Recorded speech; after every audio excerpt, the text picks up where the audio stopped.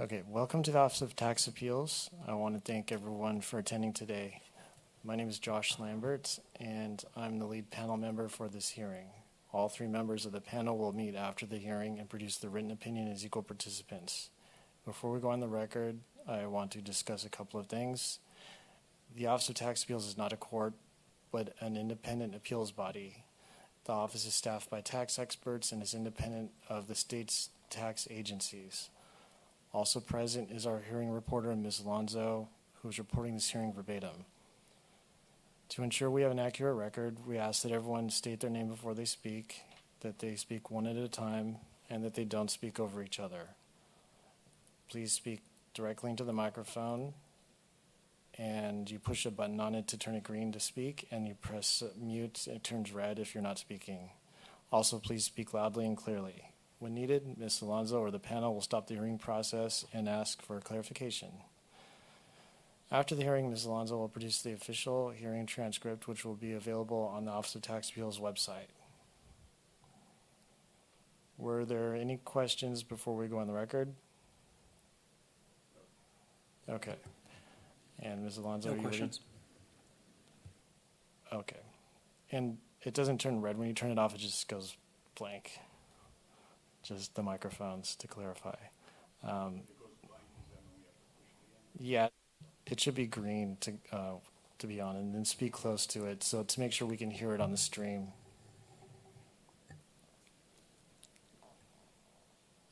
Okay.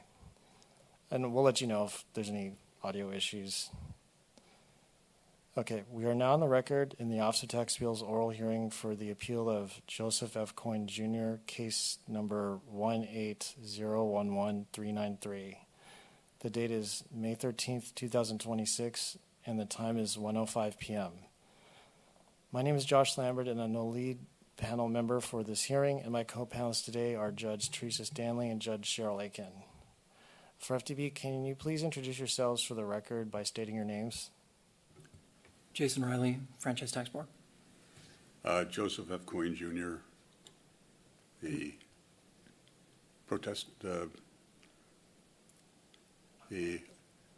appellant. Okay, thank you. And Nathan Hall on behalf of respondent. Okay. Yeah, so Mr. Coyne, you're the appellant, and FTB is, I'll refer to them as FTB or respondent. So thanks to both parties for attending. The issues in this appeal are whether appellant is subject to passive activity loss limitations and whether the statutory requirements of material participation have been met. And also FTB has agreed to abate the penalties. FTB has submitted exhibits A through M, and appellant has submitted exhibits 1 through 16 as described in the minutes and orders, and there was a declaration which was submitted recently, I think within before 15 days before the hearing, which I would identify as exhibit 17. It's a declaration of J. Steed, and FTB was CC'd on it. Does FTB have the copy of that, and do they have any objections? We do have a copy, and we do not have objections. Does FTB require submitting written questions in response to the declaration? No. Okay.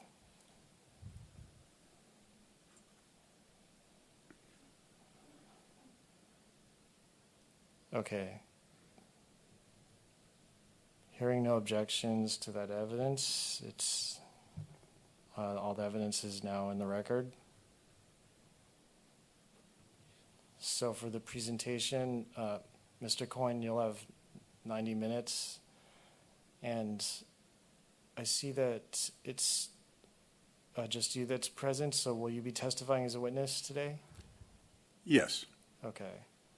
Then prior to your presentation, I'll swear you in, and FTB will have an opportunity to cross-examine you for 30 minutes, and then FTB can provide its presentation for 30 minutes, and then Mr. Coyne, you can have your closing remarks for 10 minutes, and we may take a break depending on the time.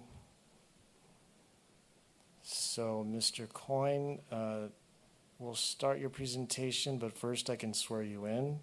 Can you please raise your right hand? And do you swear or affirm to tell the truth, the whole truth, and nothing but the truth? I do. Okay, thanks. So this is your opportunity to explain your position, and you have 90 minutes. You can proceed whenever you're ready. Okay, I'm ready, and thank you for the time. I hope to be able to give some of that time back to you and not use it, but it's hard to predict. And at the outset, let me say a few things generally. It's been a long time since these events, 2005 to 2008. I didn't contemplate how much time that was until I said to myself, wait a minute, you were 51 and now you're 71. And so memories fade. I'll try to tell you some things I have vivid memories of and try to answer any questions you have. But keep in mind it has been 20 years, and I'm going to go into the length of time. But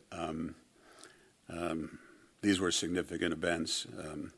And I want to say through this process, because I just mentioned it's been 21 years, that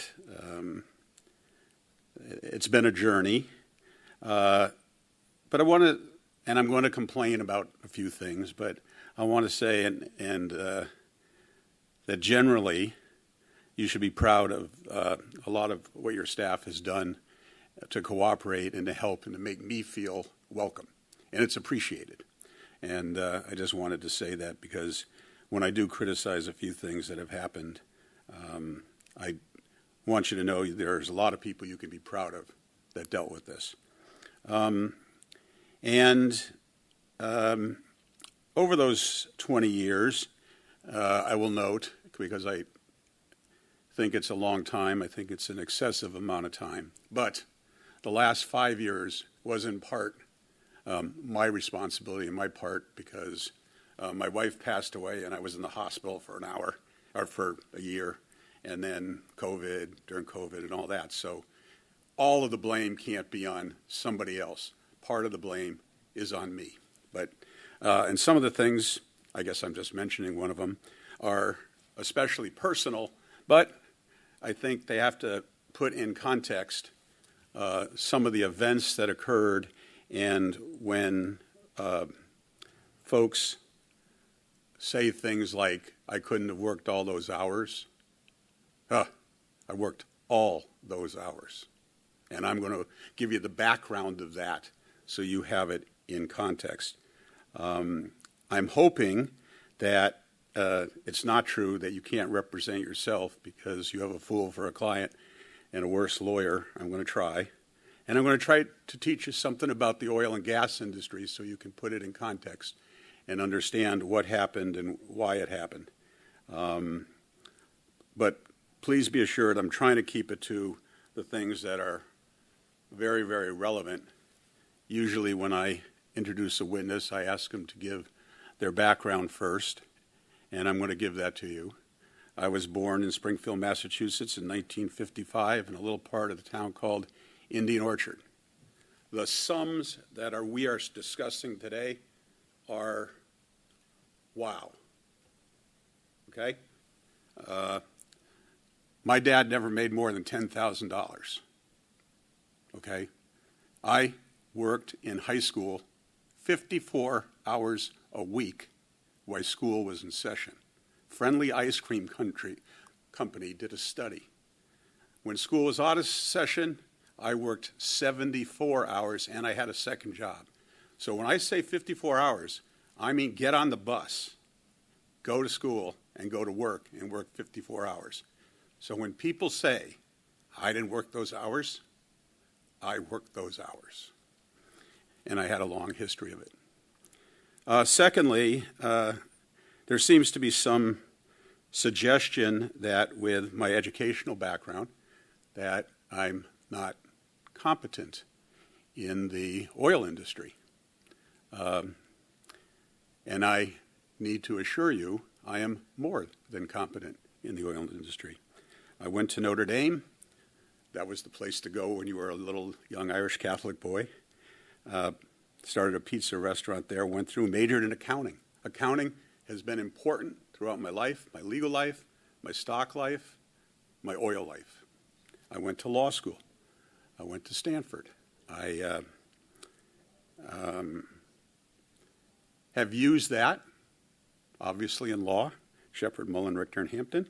I used it in with all kinds of my businesses that I've dabbled in, and I've used it in oil and gas.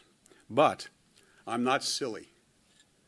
I knew that I was not a petroleum engineer, a geologist, whatever. And the respondent points that out. How could he be involved? He's got a degree in accounting and law. Well, what did I do?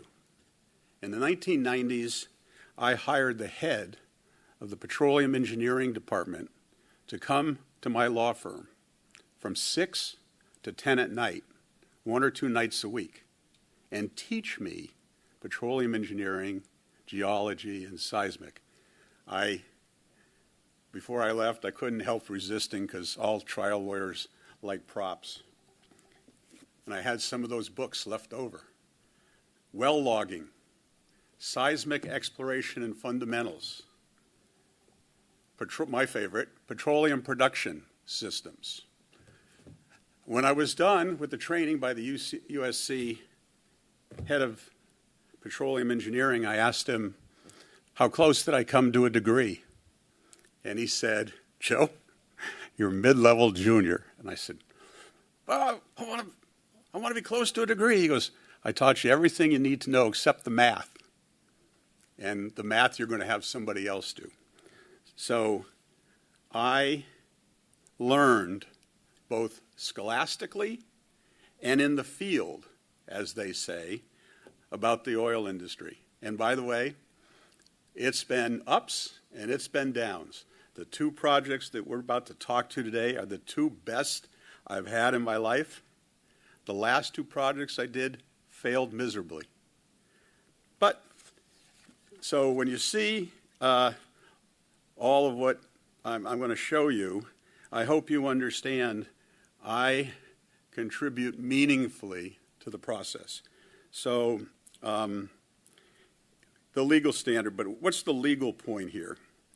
Well, in the oil and gas industry, in this arena, state law follows federal law.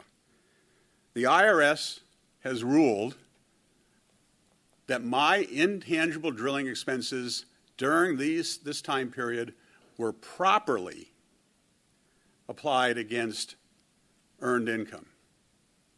They were the ones who launched the investigation. I'll get into that, or the review.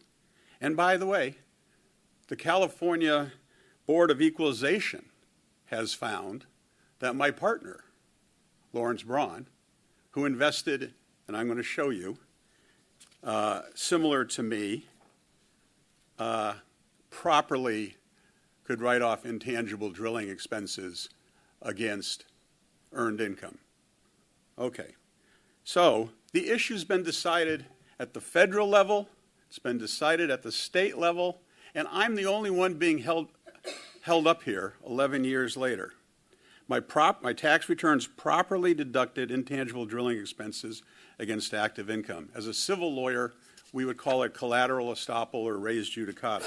You can't get different results for the same people. And I want to point out on my first slide here called Taxpayer Income and Expenses, I explain, so we have some oil projects and they're called working interest. What's a working interest? A working interest, I'll give you a comparison, is to a royalty interest. If you're a farmer and you own the land and we lease it from you, we pay you a monthly stipend and then you get some of the production. But we have the working interest. We have to pay all the expenses. We make the decisions. We invested through 2 entities. The first one is Verdugo Oil and Gas, LLC. I am a 50% member of Verdugo Oil and Gas. Okay? Mr. Braun is 25%. Mr. Toth, who lives in Chicago, is 25%. And then I have my own LLC, JFC Oil and Gas, where I own 100% of that. The net result of this is we, in the Southridge project, which is the one that's here, we own 25% of it. I owned about 17% of it, I would say, 16 and a half, something like that, and I'm the operating manager.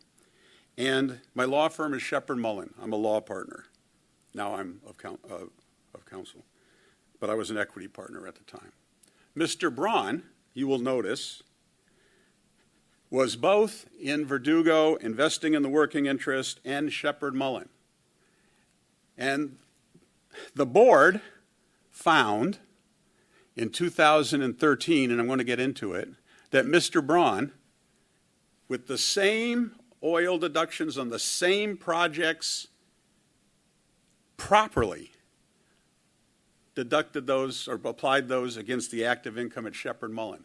There is no difference. And frankly, credit the government, they haven't said there's a difference.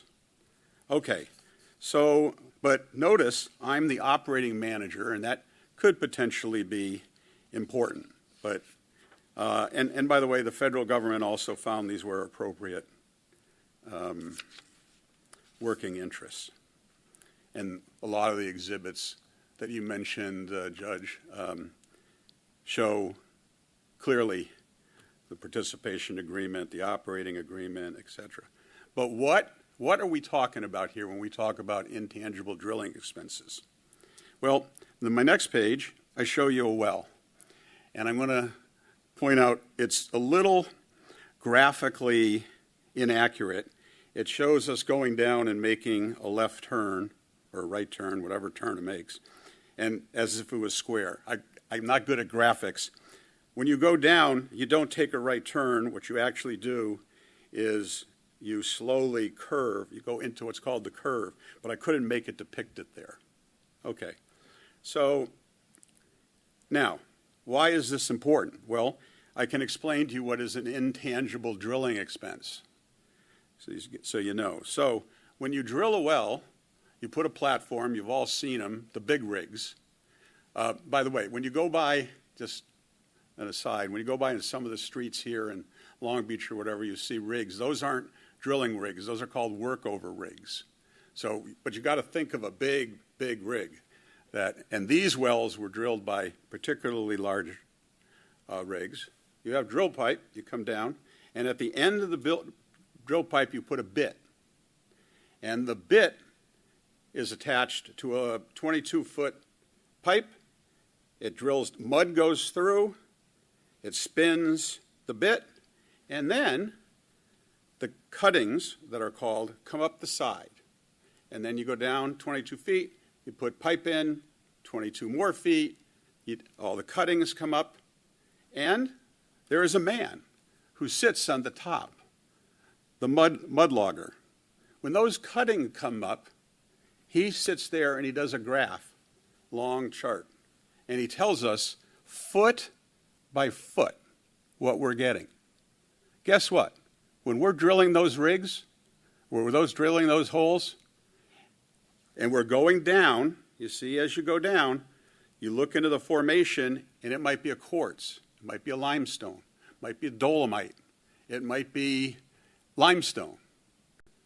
He's marking that and telling you what you see, because when you go down, you don't know if you're going to hit a zone that has oil, a zone that has water, a zone that has something else. When they're drilling that rig, or they were drilling that hole, the well, and they get to something that they don't expect, what do? The mud logger goes to my folks. They send the log to me. We talk about it. We talk about it over the phone. We talk about it. We debate it. What do? We keep going. But that tells you maybe there's a potential another zone here. Okay? And I know about logging. Okay. When you get to the curve, you keep going. Now, in the Woodford, which is the Southridge project, This well is about 1.25 miles deep, and then you take a turn and you go out. In this case, you go out 1 mile. If you can imagine a pipe going down, curving, and then going out 1 mile, it's amazing. And at this time, because you've probably all heard about this and think, well, I've heard that. No. In 1993, a man named George Mitchell made this possible because he came up with something called fracking. We started drilling these wells that were involved in 1997, 98, 2005. This was innovative. This was new. And by the way, I'm going to talk to you about fracking because I know some people don't like the word fracking, but when he was able to do this, we've reduced pollution in the United States to 1992 levels, I believe. The primary determinant of that was we were able to frack and get natural gas rather than coal. So this was all productive. Okay, you go down. Now what do? You're at the end. You pull up the pipe. Oh, you run a suite of logs. What kind of logs do you run? You run an electrical log. What does that tell you? That tells you where the water is, or is it oil? Or is it gas? You run a neutron density log. That tells you if the well is porous or the formation is porous. To get oil and gas, you need porosity and permeability. Porosity is like a sponge, those little holes. Do they hold oil and gas? But then you need permeability. And permeability happens when you frack, you break it up, and those little holes get connected so the gas can come to the wellbore. So and you do an acoustic log. You can do other kinds.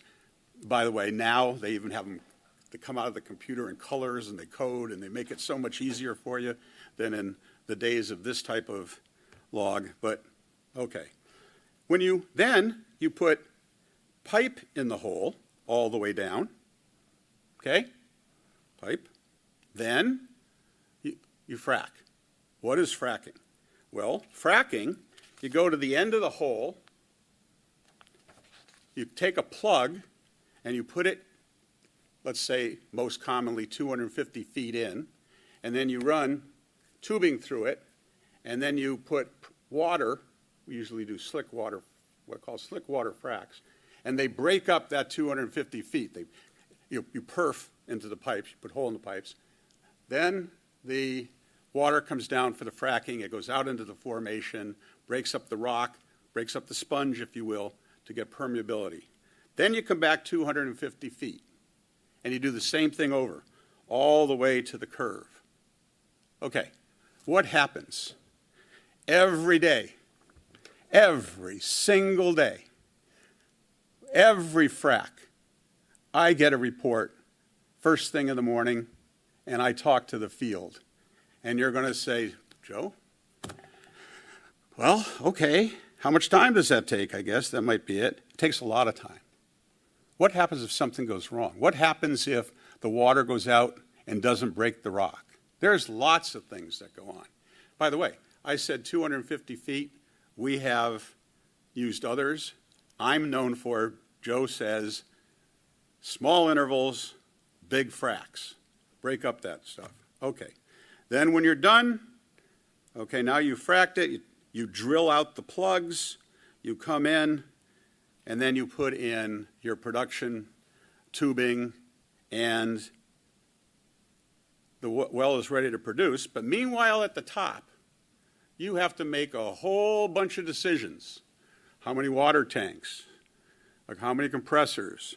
Where's the nearest pipeline? Are we going to build a pipeline? Because keep in mind, you don't know if that well is going to give you natural gas yet, and you've invested all this money. Okay, tubing, compressors, all of those things. So what's intangible and what's tangible? Well, the labor, I'm giving you examples, the fuel site prep, the chemicals, the cement, the drilling mud, all of those things. And I said to myself, why cement? Oh, it's not salvageable. So those are undisputed intangible drilling expenses. What are Tangible drilling expenses, well, tangible drilling expenses are the stuff that you can salvage later. The pipe, the compressors, the pumps, all of that stuff. And it varies from well to well how much goes into each. You literally calculate it by cost element, obviously. But let's say it's 50-50, just it might be 60-40 or 70-30, and it all depends on the well. But that's the difference between intangible drilling expenses and tangible drilling expenses. So the next chart just explains that when you have intangible drilling expenses, you can write those off in year one. The tangible drilling expenses, you write off over 7 years. But people, and you got to understand, since I think I'm obviously very proud of our success on this project. I'm proud of the fact that we help with the environment, but you get a lot of grief when you're the oil guy, and people say, "Oh, you get all these tax breaks." Well, we don't. They always cite, "Wait, don't you write off intangible drilling expenses?" No, yes, intangible drilling expenses, but keep in mind, when you go to sell the property, you've already expensed it, and so the only thing you can write off is the tangible expense, the remaining basis, if you will. So there's no free lunch here. But just to get that out of the way, I want to explain to you the wells that are at issue here, and from an overview perspective, what you can take from them. In 2005, these were the Campbell Ranch wells. I showed you the ones drilled in 2005. They were in Hemphill County, Texas. They were a much different formation than what we later did in Southridge. Much harder, much deeper. I think these wells went down maybe even to 2 miles at some time. But the point of that was, and those were sold in January of 2006.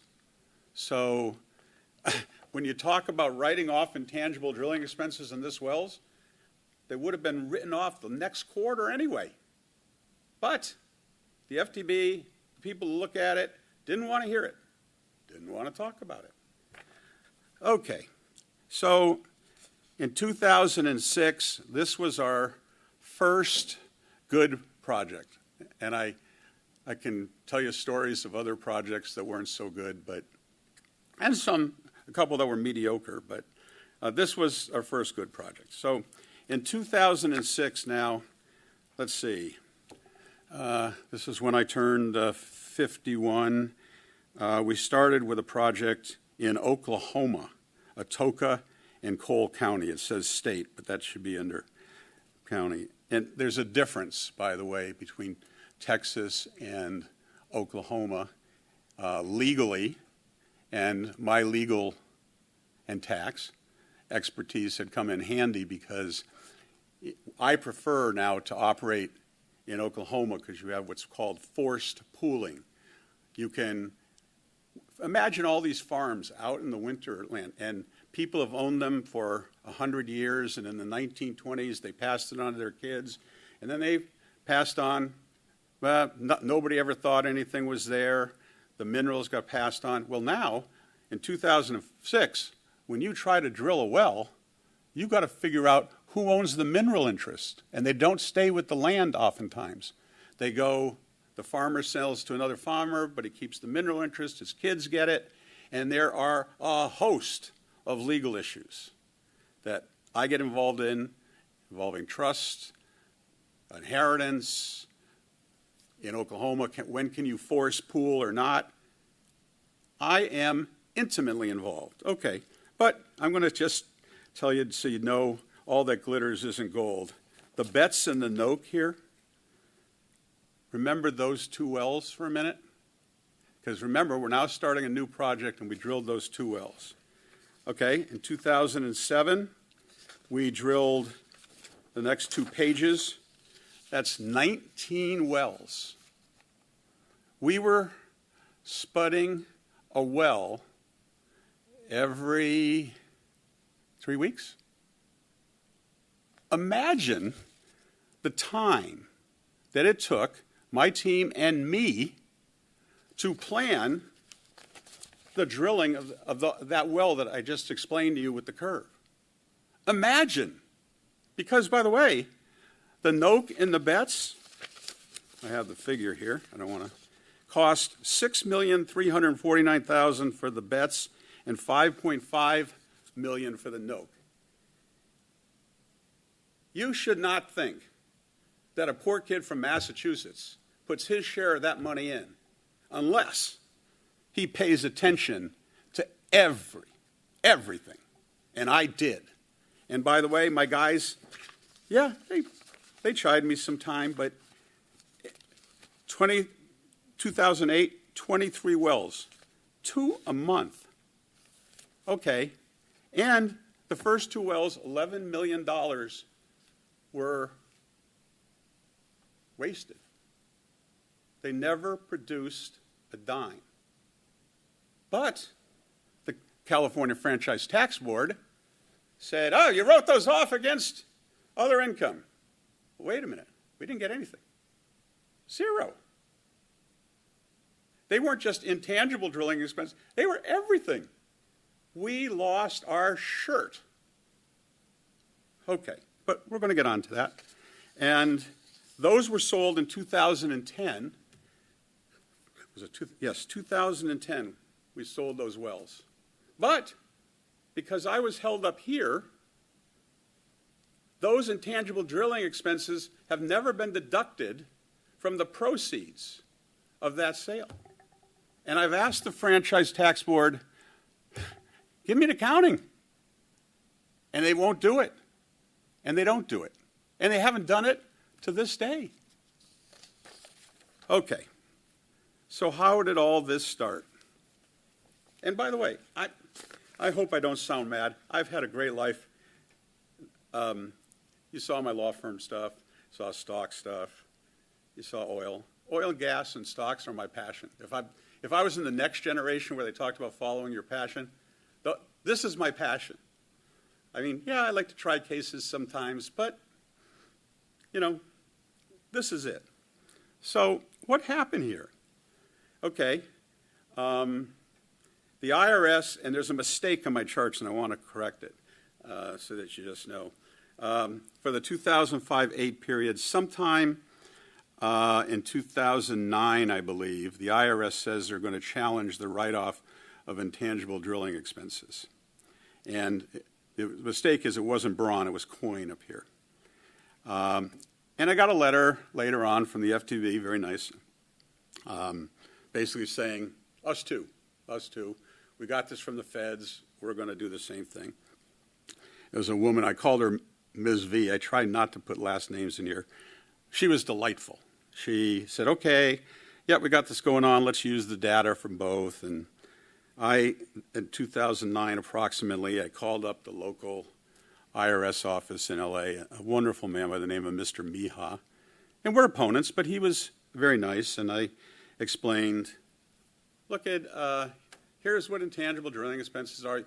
You guys, these are working interest. They have a special category of treatment under taxes. And he was very honest with me, and he said, Mr. Coyne, we're in L.A. We don't see much about oil and gas, but we'll look into it. And I talked to the Franchise Tax Board, and they said, well, we're going to wait for the IRS to see what they do. And they launched this thing. And since that time, I counted from memory, there may be more, 8 different auditors from the FTV. Now, most of them were delightful people, and I love dealing with them. But this is all complex, and when you try to teach someone the oil, they didn't understand the oil stuff. They were transferred out within 2 years. It just became a nightmare.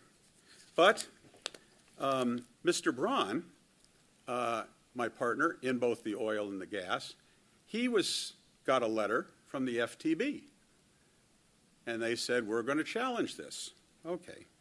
And in my papers, I said, Well, you know, the FTB with Braun decided that they were properly, the intangible drilling expenses were properly taken, and we got a nice apology.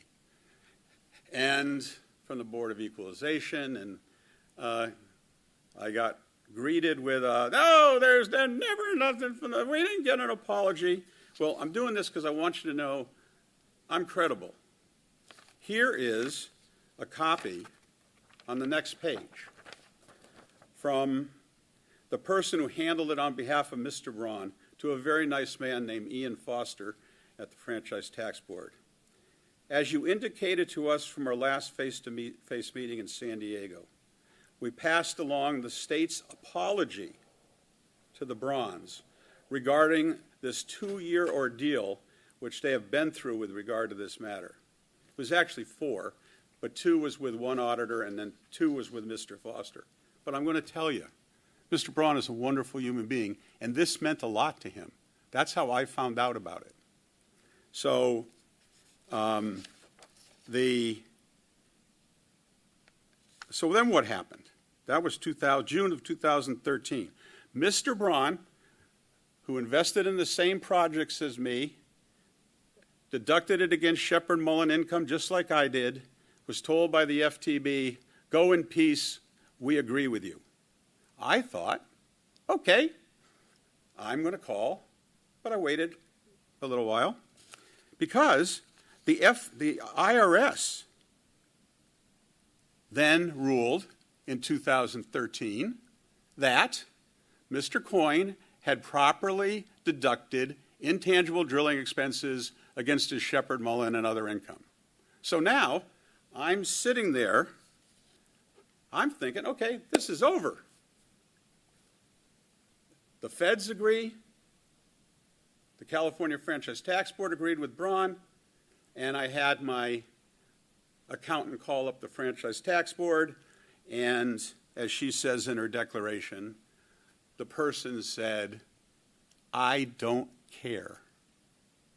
Well, that just spun me into orbit, you can imagine.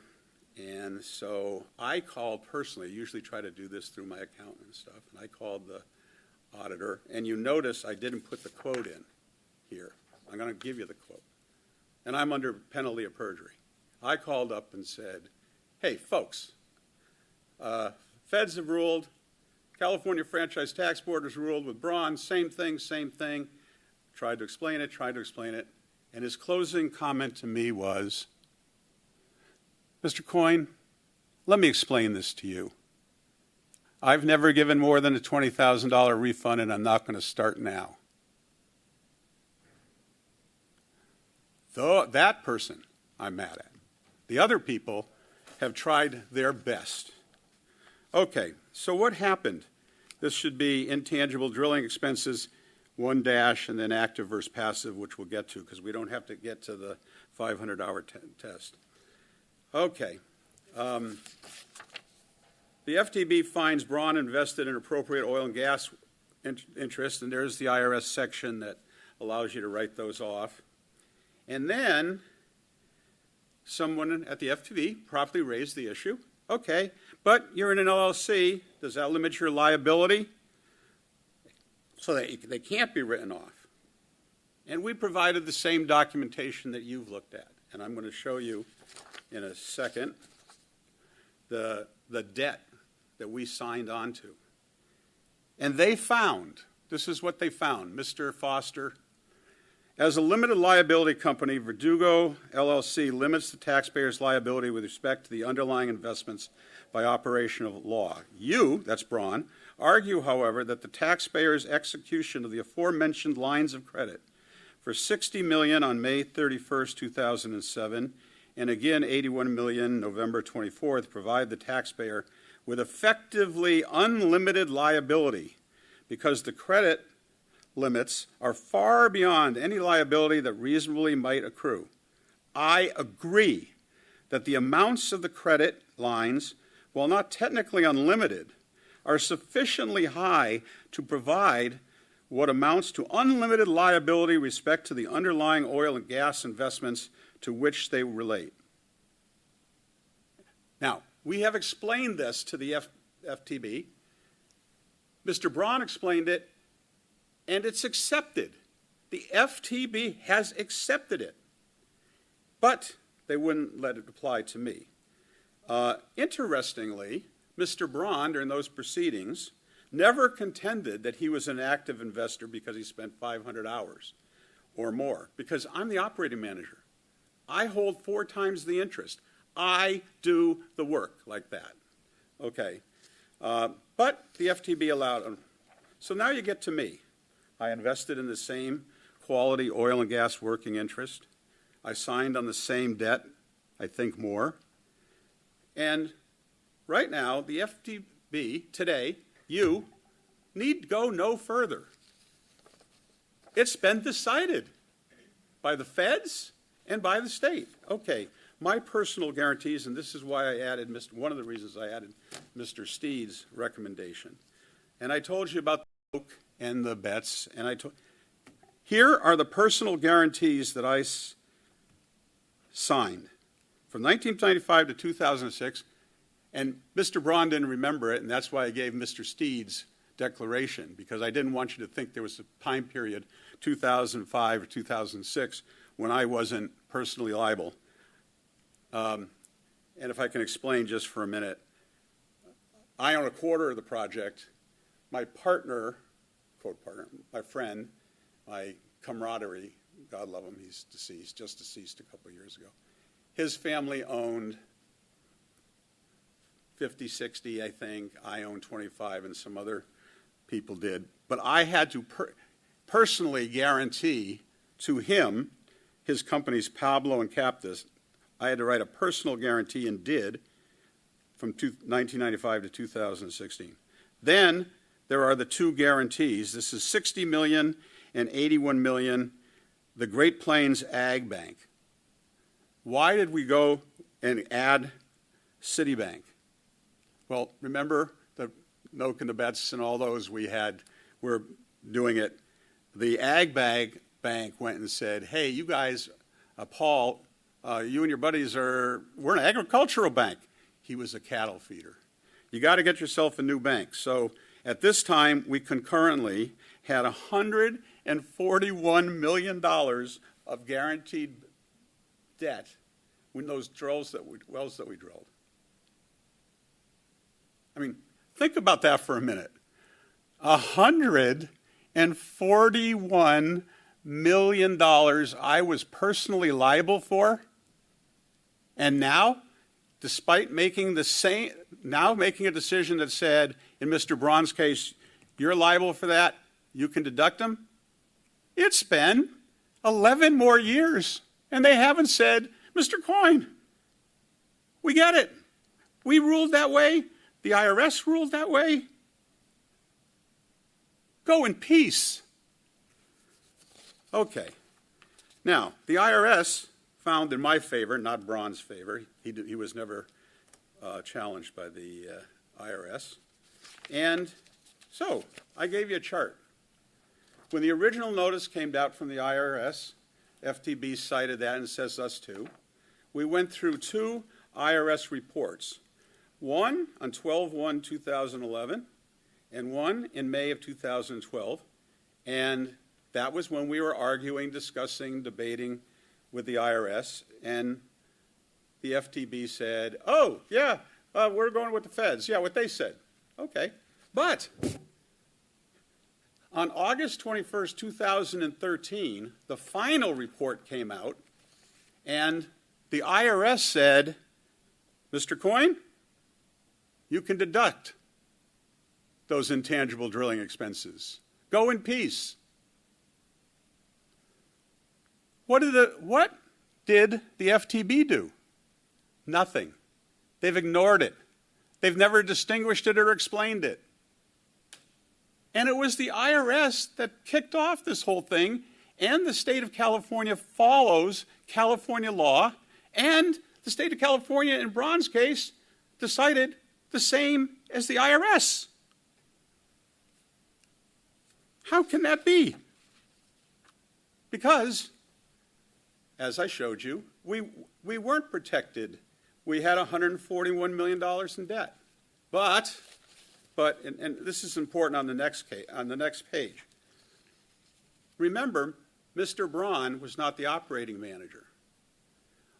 He had a $140 million exposure, and the California Franchise Tax Board said that was enough. But I'm the operating manager. I had the $141 million of exposure, and as the operating manager, I have listed out here what are the liabilities of the operating manager. Personal liability can apply, fraud, misrepresentation. Wait a minute. Negligence, defamation, harassment, violation of laws, securities laws. Mr. Braun was not the operating manager. This is all incremental liability that I had and do have now. Now, I'm a trial guy. I told you that, so I'm used to people suing and being sued.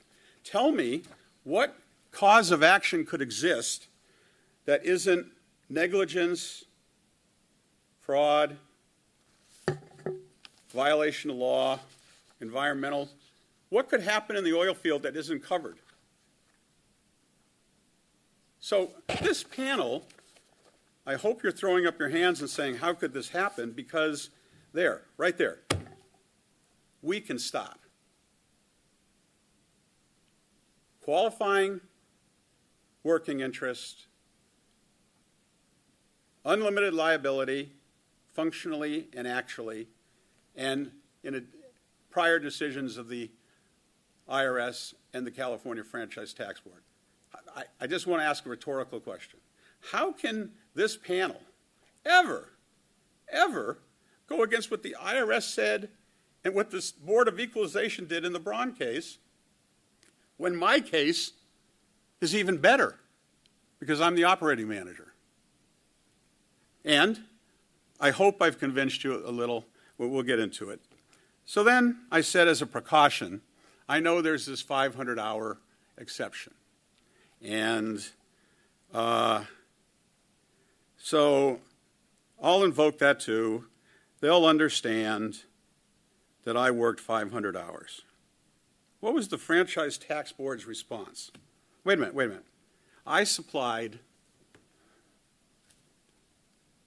my declaration, Braun's declaration, Toth's declaration. By the way, they're all lawyers under penalty of perjury. We take that seriously.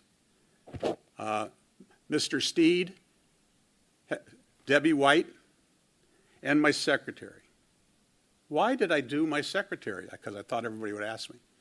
Because she sat outside my office every day, dealt with all these people, saw the documents, the maps, we're going to talk about those, come in, and knew exactly how much I worked on it. But Mr. Steed, he's the guy, he's a geologist, he knows. My partners know. 5 declarations, is it? 6 declaration? Not 1 ounce of controverting testimony or evidence came in. Basically, their analysis was, J.F. Coyne, he can't work that hard. The numbers don't add up. But they don't think, and I'm going to explain, about efficiency or analyzing time or how you can do that. The FTB is wrong. And I think on the stock issue, they've given up. But, and I hope because it's not in here, but you say, Mr. Coyne, how did you get, so let me just show you this chart. And I might be to blame for part of this. This is the FTB saying, well, at law you worked 4,308 hours or something, and then oil and law 1,000 each. Well, the answer is 4,308, no. That's a mistake. I don't know where it comes from. It might be a typo. I might have made the typo. Around that time, I billed, and remember, it's chargeable hours in a private law firm, the reality.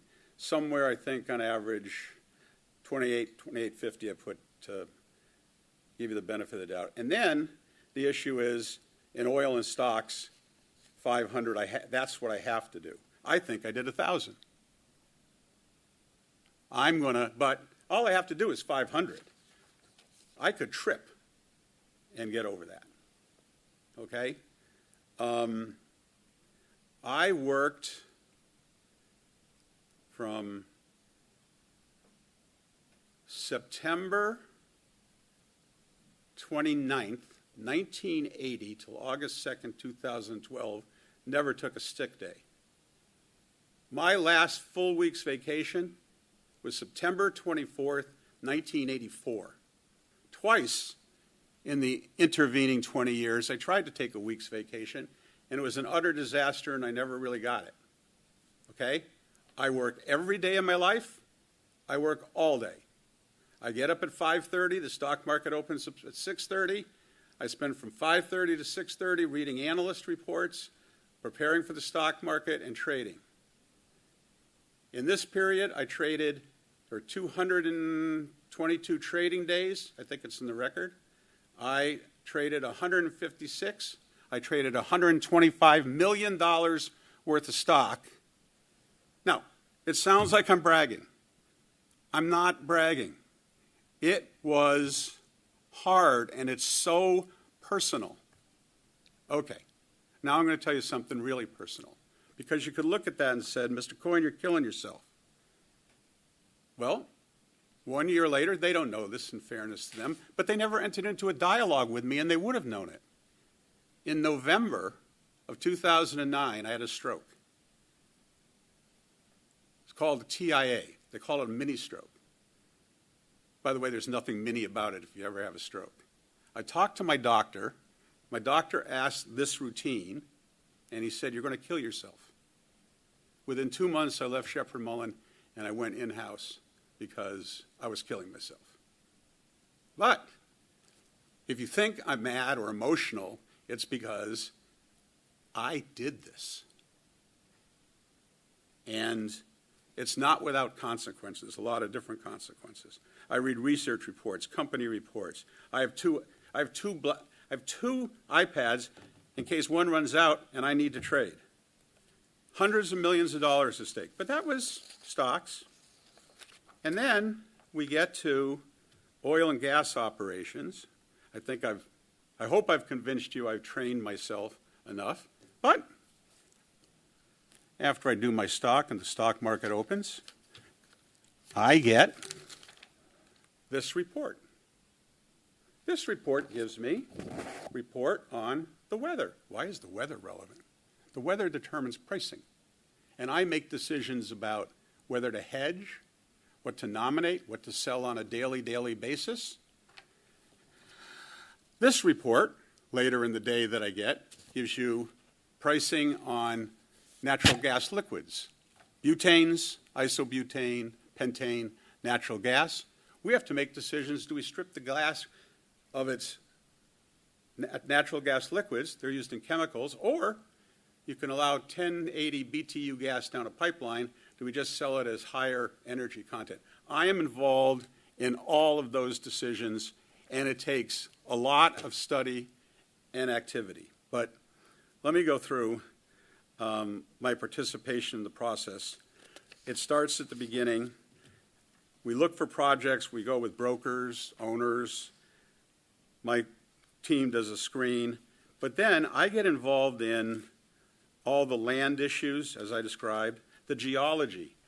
We look at neighboring. We have maps, faulting, well control, which means if I drill here, but there's another well a mile away, how does that compare?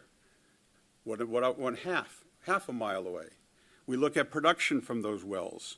We develop a seismic plan. We try to decide whether we need seismic or not.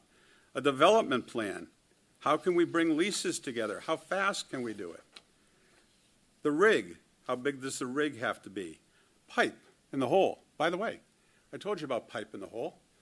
You don't know it, but the casing up top is wider, bigger diameter. Do you use 7 7/8, 7 5/8, 4/8, 4 5/8? What do you use? I get involved in all of that. What do the formations show as we go down? I get involved. When we drill through it, do we get a sample in the mud? of oil and gas. What are the costs? How far have we gone every day? Fracking, I told you about that. I get involved in all of that, the surface equipment, tanks, compressors, pipeline, operator. And then when the operations start, you're producing the oil and gas, everybody thinks you turn it on and it comes out. That's not how it works. You have a daily guy that goes out there. But you then have to make decisions. What happened? The volume went up, the volume went down. Did something fall into through the perfs and block the pipe? We just had that one, so I'm giving you that as an example.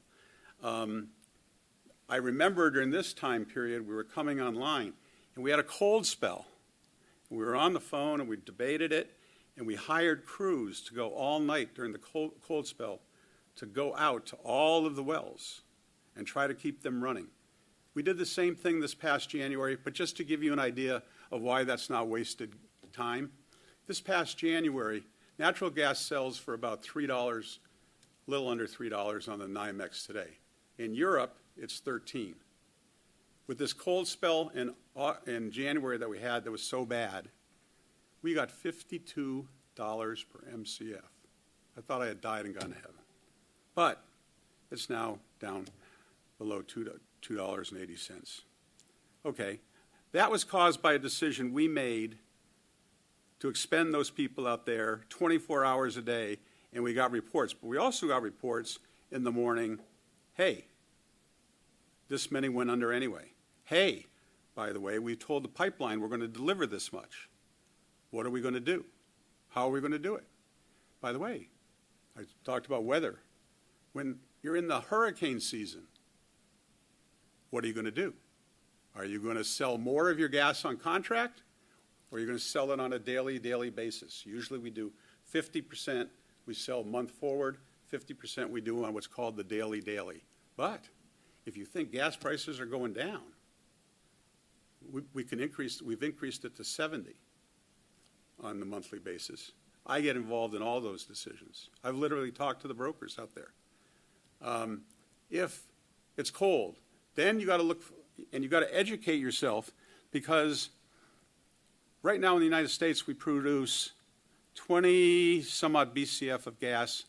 We run through into liquefied natural gas.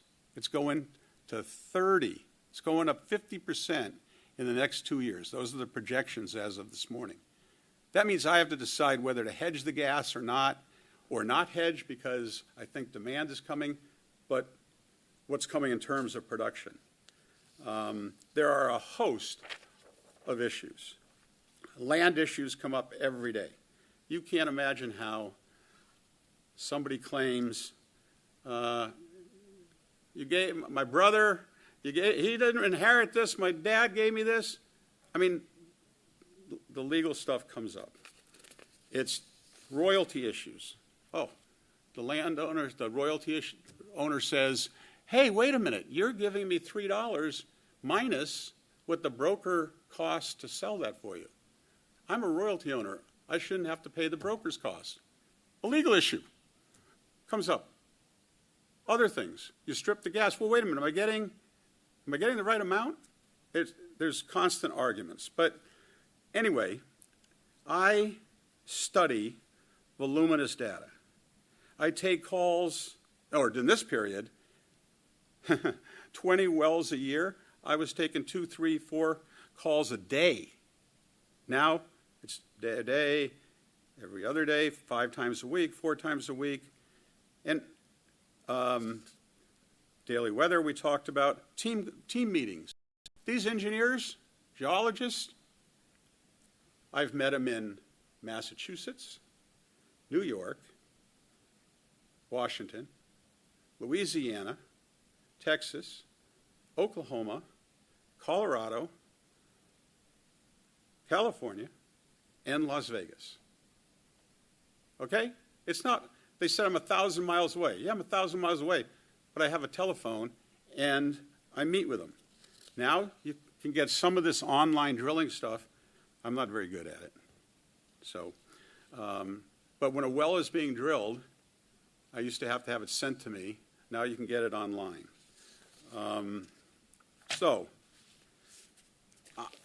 I don't know how I can do more to explain, but that the notion that I couldn't I couldn't work 500 hours when I was working at Shepherd Mullen is crazy. And by the way, think about it. I hate to travel, but I used to have to travel all the time. I now have 7 million miles, and 4 million of those are probably flight miles. Why am I mentioning that? Well, when I'm on Shepherd Mullen business, flying to New York or wherever, yeah, I can do some work for the client, and I do. And sometime I can even work some time for a different client, and then I don't have to charge the client that on the flight for. But then, a lot of the times, I'm sitting there in the coach or first class, depending on what I'm in, and trying to read drilling reports, trying to read about seismic. I'm sitting outside waiting for my flight for 2 hours, and I'm working on oil stuff. But they don't consider that. And if they had just asked me, I could have explained to them. It's not hard. By the way, I work Saturdays and Sundays.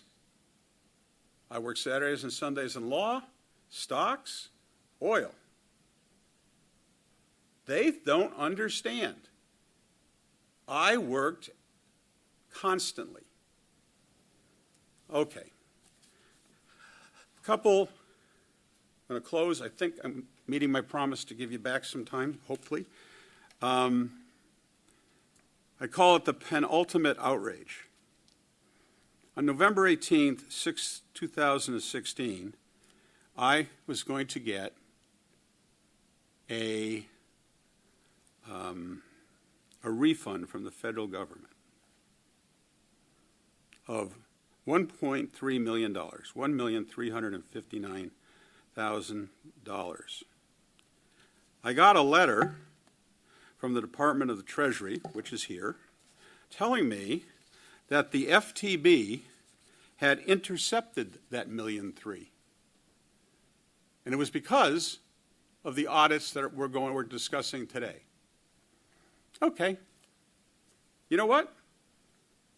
The IRS had already ruled I was right. The California FTB in the Braun case had decided I was right. They took it. That's okay, they took it. But you know what? They applied it to 2008, the year that's at issue here. They've never told me, they've never accounted for it. I've asked them, tell me, what did you apply it to and which deduction and which of this and that? All I know is that $1.3 million of my money for the last 9 years is somewhere at the FTB, and they don't tell me. Okay. And then I said, well, Joe, if you're going to be there and tell them the story, and you're going to express your frustration, tell them your final outrage. And that's my chart. 2009, 2010, 2011, 2012, 2013, 2014, 2015, 2016, 2017, 2018, 2019, 2020, 2021, 2022, 2023, and 2024. Every year since 2008. Guess what? On all of my federal and California returns, I treated intangible drilling expenses the same way that I did from 2005 to 2008, and not once has the IRS or the California Franchise Tax Board challenged any of those deductions. They shouldn't, by the way. And in fairness to them, there are some years here where I probably didn't need to, or didn't have the income or the deductions to apply it.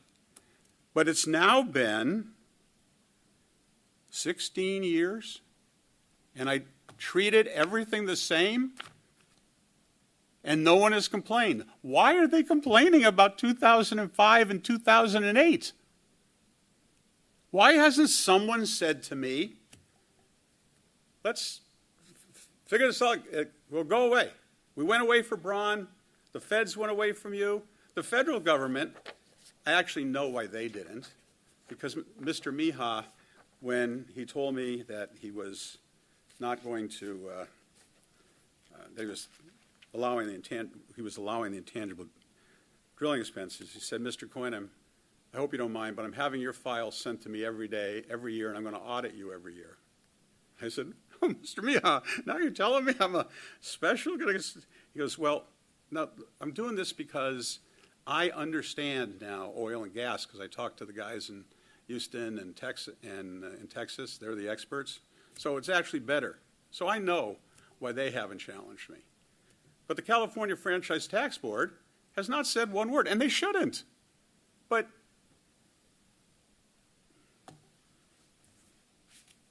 you know, enough time's gone by, and I guess my conclusion would be, if you need anything, I'd like to submit whatever more evidence you need. I'm hopeful that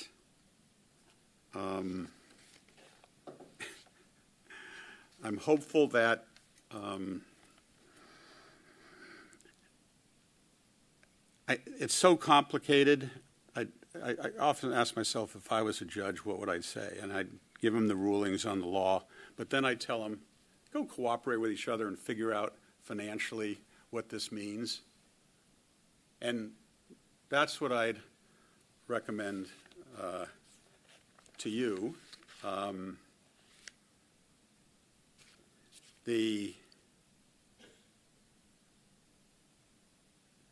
I don't need to win on the 500 hours, because that's in addition to the working interest with the unlimited liability, and I'm the managing operator.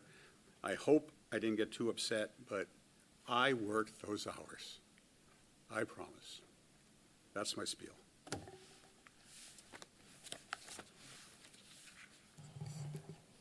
Thank you, Mr. Coyne, and thank you for your testimony. I think we could just, maybe we'll take a break now for 15 minutes, and when we return, then Mr. Riley and FTB, you can ask questions if you want, and then the panel may ask questions, and then we can move on to FTB's presentation after that. So we could just take a break now and go off the record, and be aware that the streaming and audio, video are still running during the break. And we'll see you in 15 minutes. Should we mute our mics? Yes, Probably. yes, please.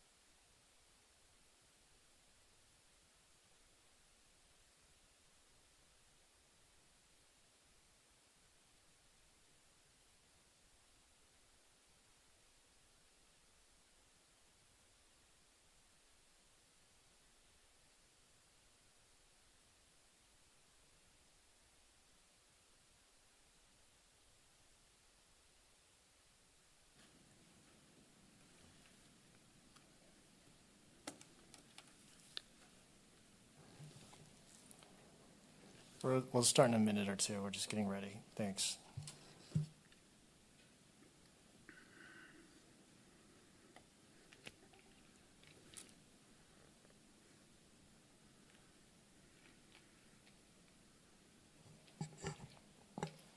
Okay, thank you. We can go back on the record. At this time, Mr. Riley, if you had any questions for Mr. Coyne, you can proceed. Okay. Again, Mr. Coyne, I'm Jason Riley with Franchise Tax Board, and I've just got a couple questions.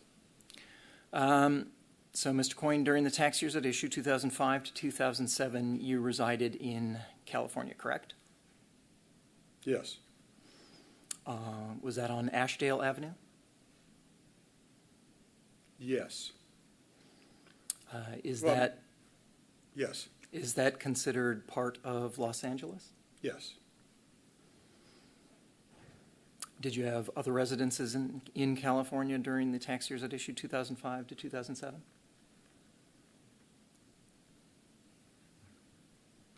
Other residences, no.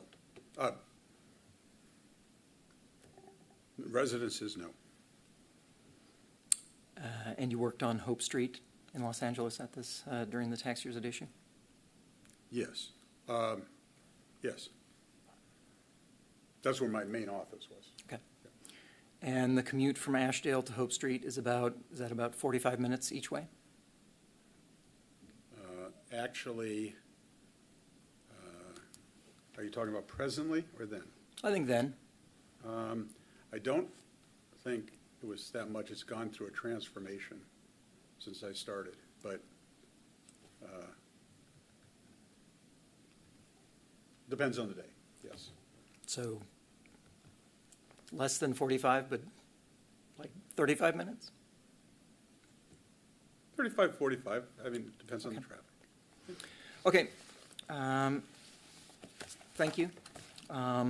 That concludes Franchise Tax Board's questions, and then whenever you're ready, we have a presentation as well. Okay, thank you, Mr. Riley. I think first I'll just ask the panel if they have any questions at all at this point. Judge Stanley, did you have any questions? I have a couple, and some of them are things to which you've referred that I don't think we have in our file. But first of all, for our stenographer, you've been mentioning some names. When you mention names, could you spell those names for her too? Like the three that I caught were Ms. V, which is just the initial V. Right. And then Mr. Miha and Ian Foster. Could you spell those for her? Sure. please? Mr. Miha, I believe, was Mejia,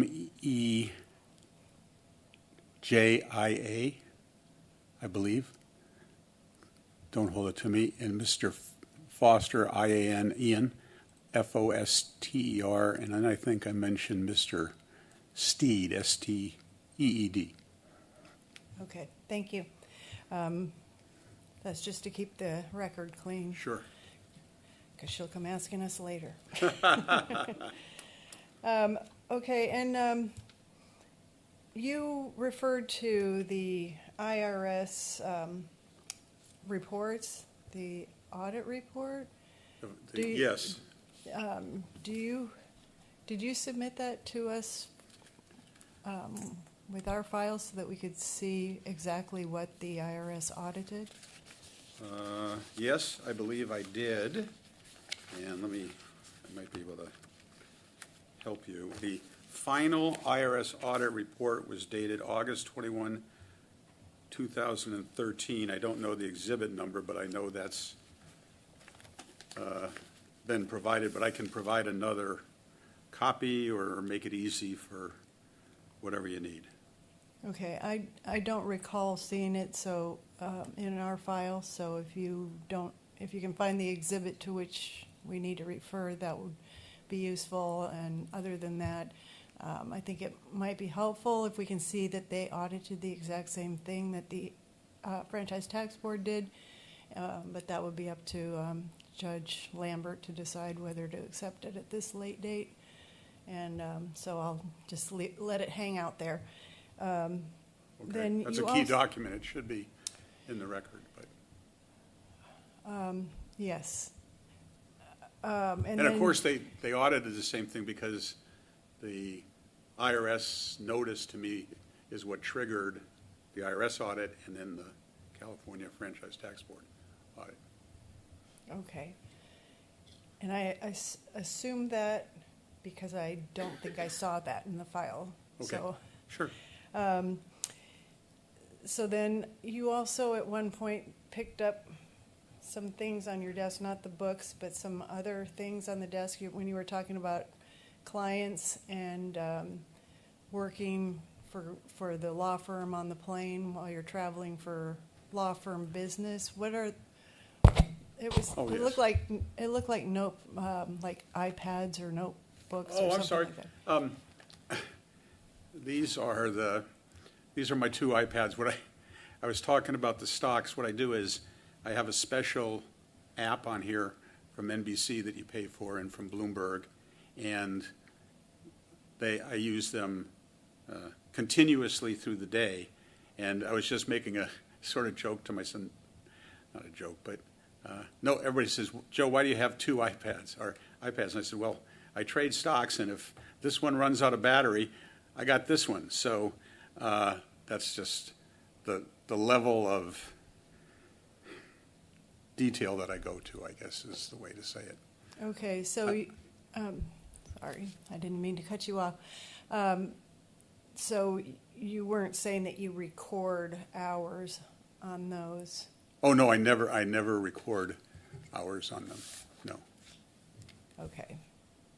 And then can you let us know what your role is with Pablo Energy? Let me explain that.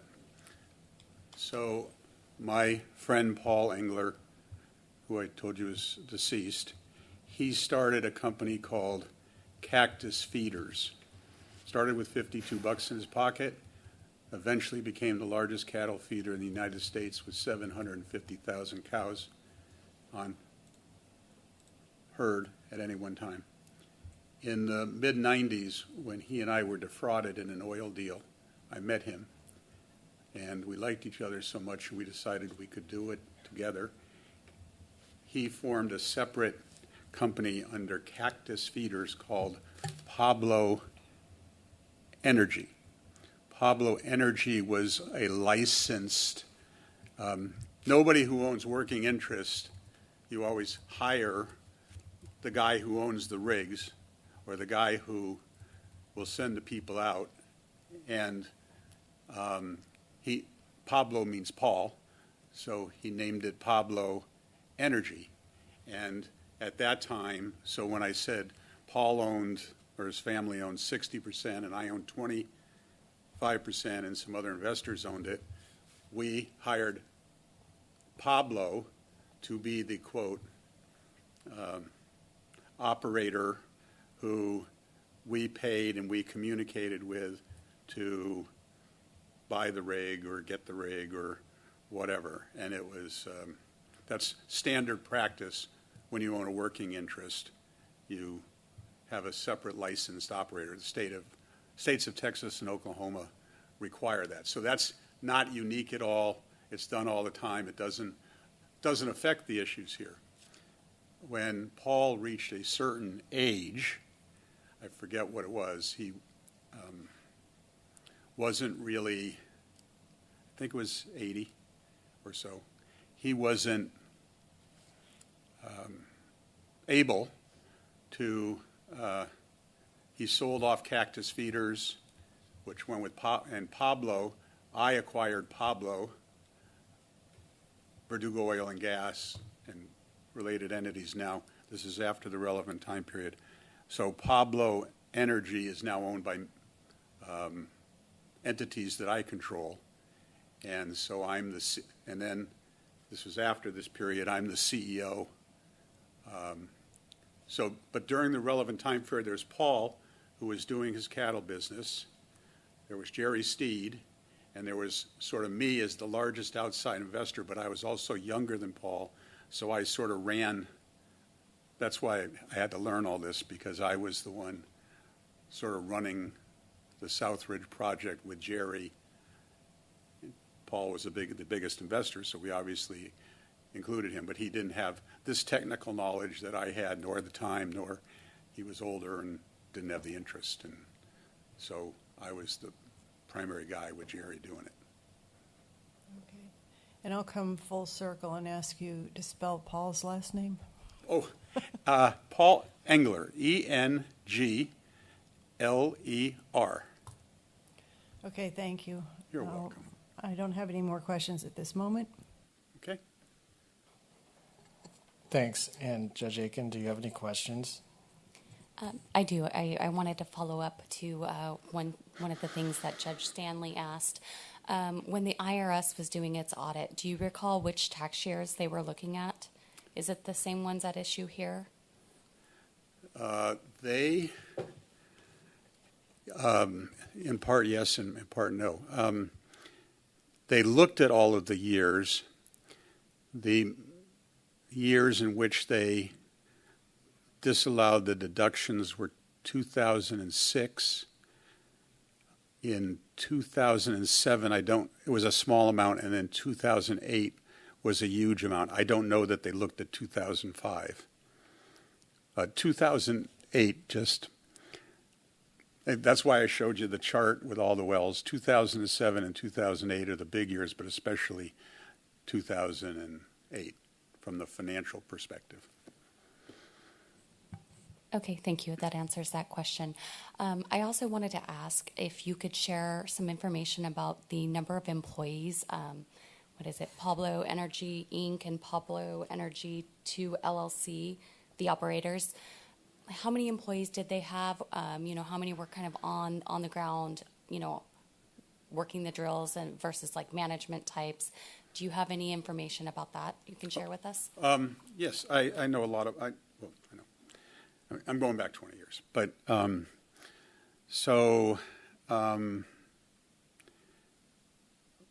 mostly Jerry Steed was the lead person who I worked with multiple times during the day. He's a geologist by training. Then we had a man named Gary Werdeman, Urdimeman. He was a petroleum engineer. I worked with him, obviously, a lot. And then we had a land man named Jim. He specialized in land. Then we had hired, and I'm not sure when it was, whether it was this period or a few years later, but we hired two young, one geologist and one petroleum engineer who are still with us. My hope at the time was Paul, me, get the young guys, have them work up. Then a woman named Shannon was the office manager. Then we had a geosteerer who worked when we needed her. Boy, she's smart. And then we have an accounting department. So when you add up all those people, you, let's say 15 to 20. But you asked about the rig. Neither the working interest owners nor the Pablos, the operators of the world, which they very rarely own a rig. They go out, and we do this today, into the market, and we look at the project and we say, how far will we have to dig vertically? And then I made a point of saying these were 1 mile laterals. We're now drilling 2 mile laterals when we can. And that influences the rig you need. So you would never own your own rig because depending on what the project is or where you are, you might be paying too much for a rig or too little for the rig. So you go out to a drilling company and you take bids and you get costs, but you also get availability and their location of the premises and their prior track record and their prior track record in the project. So in this case, originally on the Campbell Ranch project, Paul happened to own a rig, and we used it, but we got rid of it, and we started contracting. So I think all during this time period we contracted. And then in the South Ridge, I believe all of the rigs were contracted from third parties. And I got involved in all of that. So, yes. And they usually come, I think you asked another question, they usually come with their own crews. So when you hire the drilling rig, the supplier supplies you with the roughnecks on the platform. I forgot some other people. We also employ, and did employ, people who would go out and monitor rig operations. Remember, the rigs run 24 hours a day, 364 days a year. We get Christmas off between 12 and 4, the guys on the rigs. So it's that kind of operation. So you need 2 or 3 people out in the field when they're drilling or when they're fracking. Those tended to be, and I'm not sure of the legal employees, I know they're employees, some of them wanted to start off as contract people or not, and I don't know when they changed. So, but we supervise all them. Got it. I just wanted a general understanding of how they operated, so that's perfect and okay. answers my question. So thank you. Okay. And I don't have any additional questions at this time. Thanks. I have no questions at this time, so we can move on to FDB's presentation for 30 minutes. So, Mr. Riley, you can proceed when you're ready.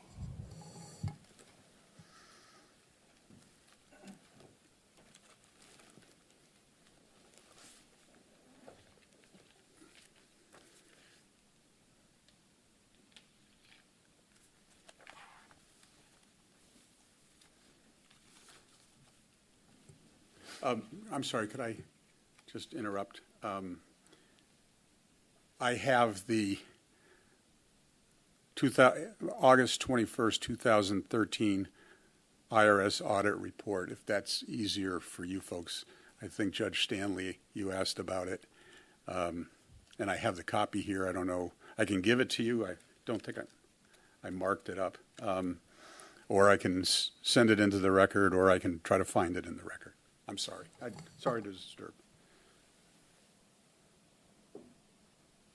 Well, perhaps could someone at OTA get a copy of that, make copies of that for the panel and FDB so we could take a look and see what it is first? We'd appreciate it.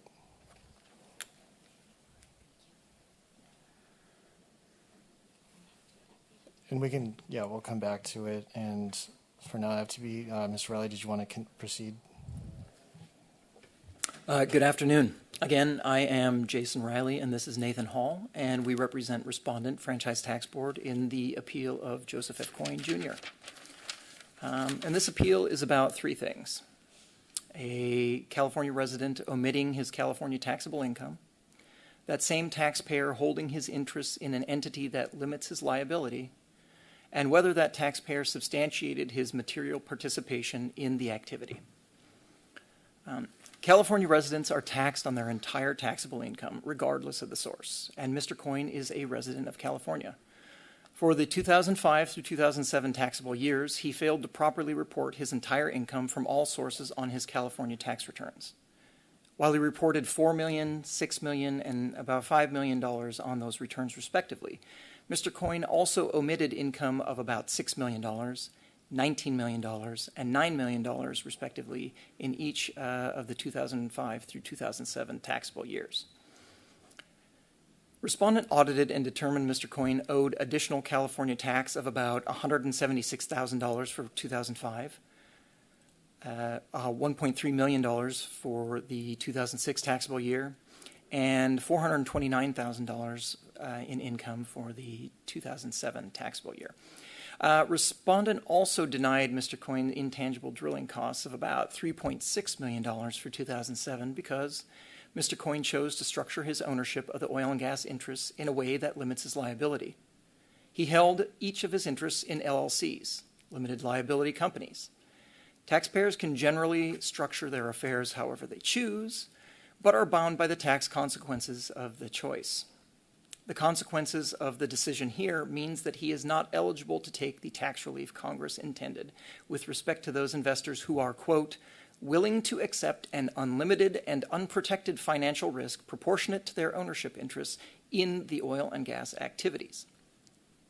Unlimited. It's not equal to their investment, not have funds available. It's an unlimited and unprotected financial risk that is required. Internal Revenue Code Section 469C4 provides that where taxpayers hold a working interest in oil and gas properties through an entity that limits their liability, that interest is passive unless they materially participate in the activity. Congress used specific yet expansive language here. With respect to his LLCs, Mr. Coyne has argued that his ownership of limited liability companies does not limit his liability because in May 2007, the operator, Pablo Energy 2 LLC, obtained a line of credit for which J.F. Coyne Jr. Oil and Gas LLC and Verdugo Oil and Gas LLC executed limited guarantees of 7% and 21% respectively. Of that, Mr. Coyne's share of the limited guarantee is about $10 million of the operator's $60 million loan. Relative to what Mr. Steed in his declaration called a $500 million investment, that is not unlimited. But the operator's 2007 line of credit it's also not relevant to the 2005 or 2006 taxable years. Moreover, the operator, Pablo Energy 2 LLC, having access to a line of credit does not create the unlimited and unprotected financial risk that Congress intended. Nor does the line of credit convert Mr. Coyne's LLC investments into an activity that qualifies. As a result of holding his interest in LLCs, his losses are passive, and passive losses can only be offset by passive income. Mr. Coyne could either generate passive income, or he could sell the interest, as he did with Verdugo Investments LLC in 2006, for which respondent then allowed the intangible drilling costs. Or Mr. Coyne must prove he materially participated in the activity. Material participation in a business activity requires a taxpayer to meet the requirements of Treasury Regulation 1.469-5T sub A. Here, Mr. Coyne alleges he participates in the activity for more than 500 hours during such year. Mr. Coyne has offered several declarations as support, and the first of these declarations were offered in 2016, which is a decade after the taxable years at issue. Mr. Steed also offered a second declaration 20 years after the taxable years at issue, and Steed is pronounced S-T-E-E-D. These declarations were not accompanied with corroborating evidence. These declarations each refer to Mr. Coyne's interests in his LLCs as investments. The declarations are vague as to dates, they lack foundation and personal knowledge for the matters asserted, and are speculative and conclusory as to Mr. Coyne's activity, and were in large part offered by persons who were 1,000 to 2,000 miles away from Mr. Coyne's Los Angeles office. So the declaration's opinions on Mr. Coyne's time are of limited value. And Congress set a high burden of proof with respect to material participation. The Internal Revenue Service used Congress's high bar when it identified the indicators of a taxpayer that did not materially participate in a business activity. Among them, the taxpayer's residence is hundreds of miles from the activity. The taxpayer has a job requiring 40-plus hours per week, for which he receives significant compensation. The taxpayer has numerous other investments that absorb a significant amount of time. and the taxpayer has third-party management for day-to-day oversight and care of operations. So let's go through these. Mr. Coyne lives more than 1,000 miles away from the oil and gas activity in Texas and Oklahoma. Mr. Coyne has a job requiring, Mr. Coyne reduced the hours that they have claimed to this point, but until today, Mr. Coyne's representatives have claimed that he had a job requiring 80-plus hours per week and for which he received millions of dollars in compensation. Mr. Coyne has numerous other investments. For example, he made some 2,200 trades in 2007 alone, and those trades are all corroborated by documentary evidence. And Mr. Coyne had Ms. White looking after the daily accounting and financial concerns from Oklahoma City, and Mr. Steed on the ground at the drilling operations in Texas and Oklahoma. Mr. Steed was the president of Pablo, the operator of the working interests. Mr. Steed's declarations describing the Vertugo and Joseph F. Coyne LLCs as investors in the working interests, he described them as investors in each of the first three paragraphs of his declaration from 2 weeks ago, the 2026 declaration. So Mr. Steed is on the ground in Texas and Oklahoma, and it seems that Mr. Steed is the one who's managing these working interests. So there is every one of the indicators that Mr. Coyne did not materially participate in the oil and gas activity. Moreover, based on the claims of his working schedule as an attorney and his stock trading business in Los Angeles, Mr. Coyne does not realistically have enough time in the year to materially participate in the oil and gas activity. The declarations and briefing indicate Mr. Coyne works around the clock, 7 days a week.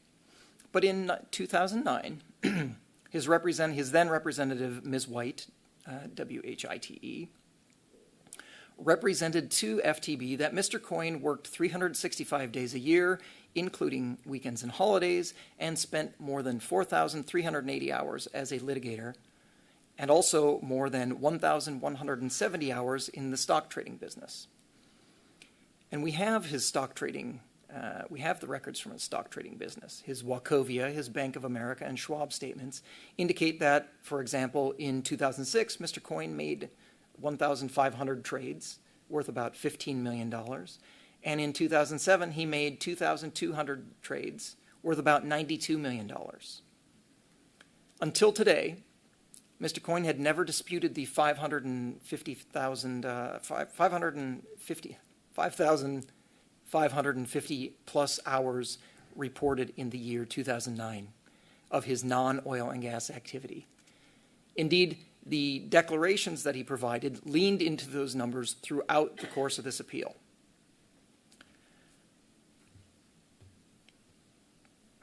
Okay, I will slow down a little. So, apologies. Okay. OTA should also consider that Mr. Coyne, throughout 2005 to 2007, he had an hour-plus round-trip commute from his home to his downtown LA office. So that puts us somewhere closer to 6,000 hours. And he is asking the Office of Tax Appeals to tack on an additional 500 hours managing a business that's more than 1,000 miles away, with others managing locally. So now we're up to 6,500 hours. Maybe it's humanly possible, but there are only about 8,700 hours in a year. And so while it's mathematically possible to fit 6,500 hours into 8,700, it seems unlikely. And such a work total seems even less likely without substantiating documentation of the actual time spent on the oil and gas activity. A taxpayer's failure to introduce evidence that is within its control gives rise to the presumption that the evidence, if provided, would be unfavorable to its position. The IRS looks for contemporaneous daily time reports, logs, or similar documents related to the oil and gas to substantiate time spent. But what we have here in this appeal is we've got declarations, and these declarations by themselves are ballpark guesstimates offered up in 2016, a decade after the fact. And Mr. Steed's declaration and today's testimony are offered up 20 years after the fact, 20 years after the taxable years at issue. OTA does not have to accept these ballpark estimates when their content suggests that Mr. Coyne had fewer than 6 hours per day for some combination of sleep, time with family, meals, and other personal time continuously over a 3-year period. Moreover, the activities described in the witness statements include studying and reviewing financial statements, reviewing monthly operation reports, or preparing summaries of the finances. These describe participation as an investor, and such activity does not count towards material participation. Mr. Steed's first declaration from 2016 estimated 500 to 750 hours, but that's a decade after the tax years at issue. Now, in 2026, 20 years after the fact, he has estimated anything less than 1,000 hours per year is, quote, preposterous. These estimates of daily phone calls are unsupported with documents in the record. In conclusion to the first part, I'm going to address a couple of things with respect to Mr. Coyne's, the arguments of res judicata and Mr. Braun. But in conclusion to this portion on material participation, Mr. Coyne omitted millions in California income, which the briefing admits, and he owes California tax. As for the intangible drilling costs, he holds his interests in a manner that limits his liability, and the operator, Pablo Energy 2 LLC's access to a line of credit does not create unlimited liability. As for material participation, they've always had him working more than 4,400 hours a year as an attorney, 1,200 hours a year in a stock trading business, and they have not substantiated the time spent on oil and gas. Again, is this humanly possible? Maybe, but the OTA does not have to accept Mr. Coyne's ballpark guesstimates that lack substantiation. And now I'm going to move on to, Mr. Braun.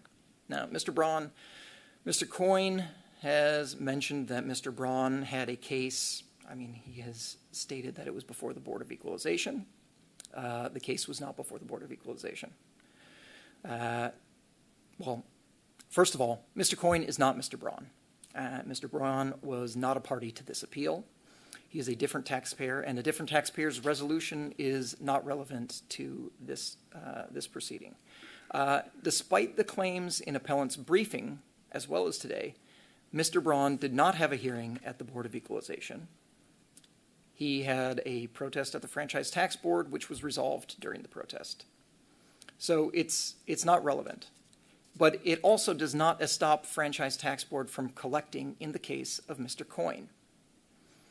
RNTC Section 19801 directs that neither the Franchise Tax Board nor any officer or agency having any administrative duties under this part, nor any court is bound by the determination of any other officer or administrative agency of this state.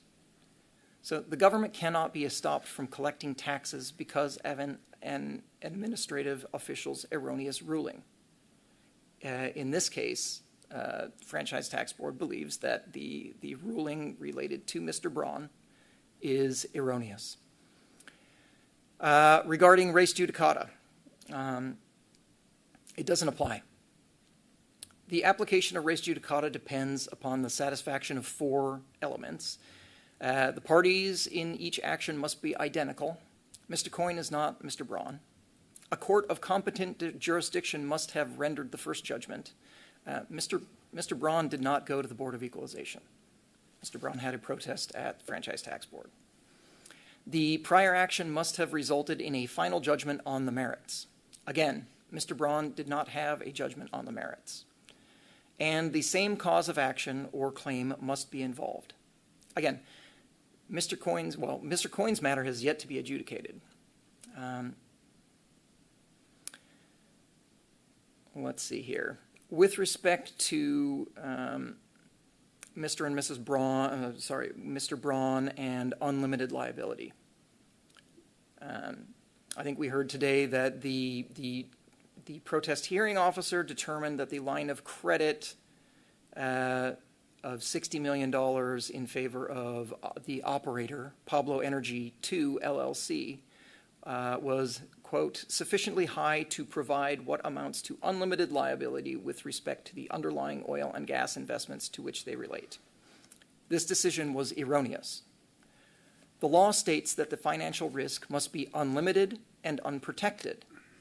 And while $60 million may seem like a large sum of money for a line of credit, the limited guarantee that Mr. Coyne, the limited guarantee was for 7% of that $60 million as it relates to Joseph F. Coyne Oil and Gas LLC, and 21% of the $60 million for Verdugo Oil and Gas LLC, of which Mr. Coyne was a 50% shareholder. So that's about $10 million. It was not $60 million. And we should also consider that the declarations of that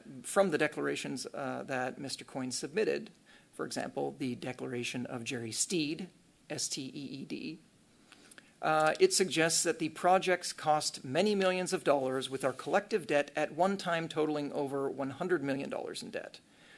Or that Mr. Coyne and his partners had 25 wells and in excess of 180 horizontal wells, each costing approximately $3 million per well for a total of over $500 million invested.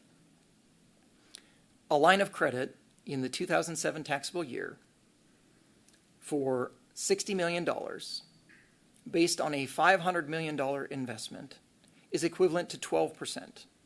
But 12% liability coverage, even if somebody were to take the line of credit and apply it, right? This is just a loan. This is not a requirement that these funds be used against the liability. This 12% liability coverage is not unlimited. Mr. Coyne's limited guarantee of $10 million amounted to just 2% of that $500 million. And $10 million, and $10 million is not sufficiently high to provide unlimited liability with respect to the alleged $500 million in oil and gas investments.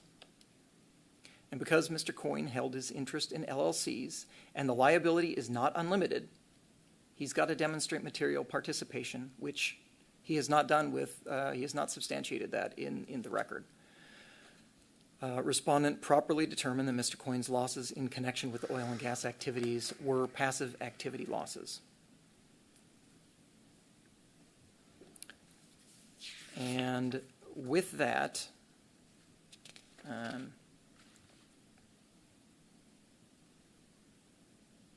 I am happy to answer any questions that the panel has. Thank you. Thank you. Thank you, Mr. Riley. Perhaps first, maybe could we take a look, Kristen, at the handouts, the copies that were made?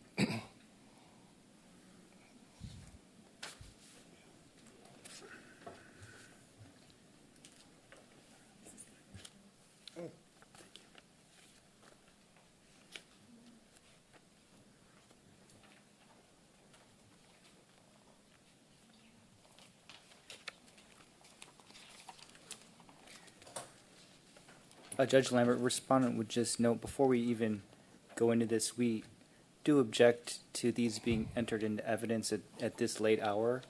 Mr. Coyne is an experienced litigator. He's been well aware of the deadlines for introducing exhibits according to the OTA's notices and so forth. So we object to these being entered into evidence. Okay, and this is not currently in the evidence. That's correct. Maybe we could give also 10 minutes just to review it and let the panel review it in FTP and get opportunity. Then we'll address how to proceed. So we could just take a break and go off the record, and we'll return in 10 minutes.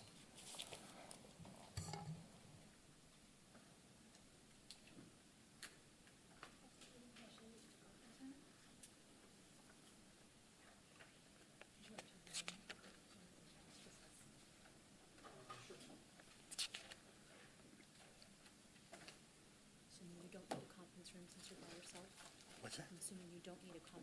since you're by yourself. Oh, I'm fine. Yeah, thank you.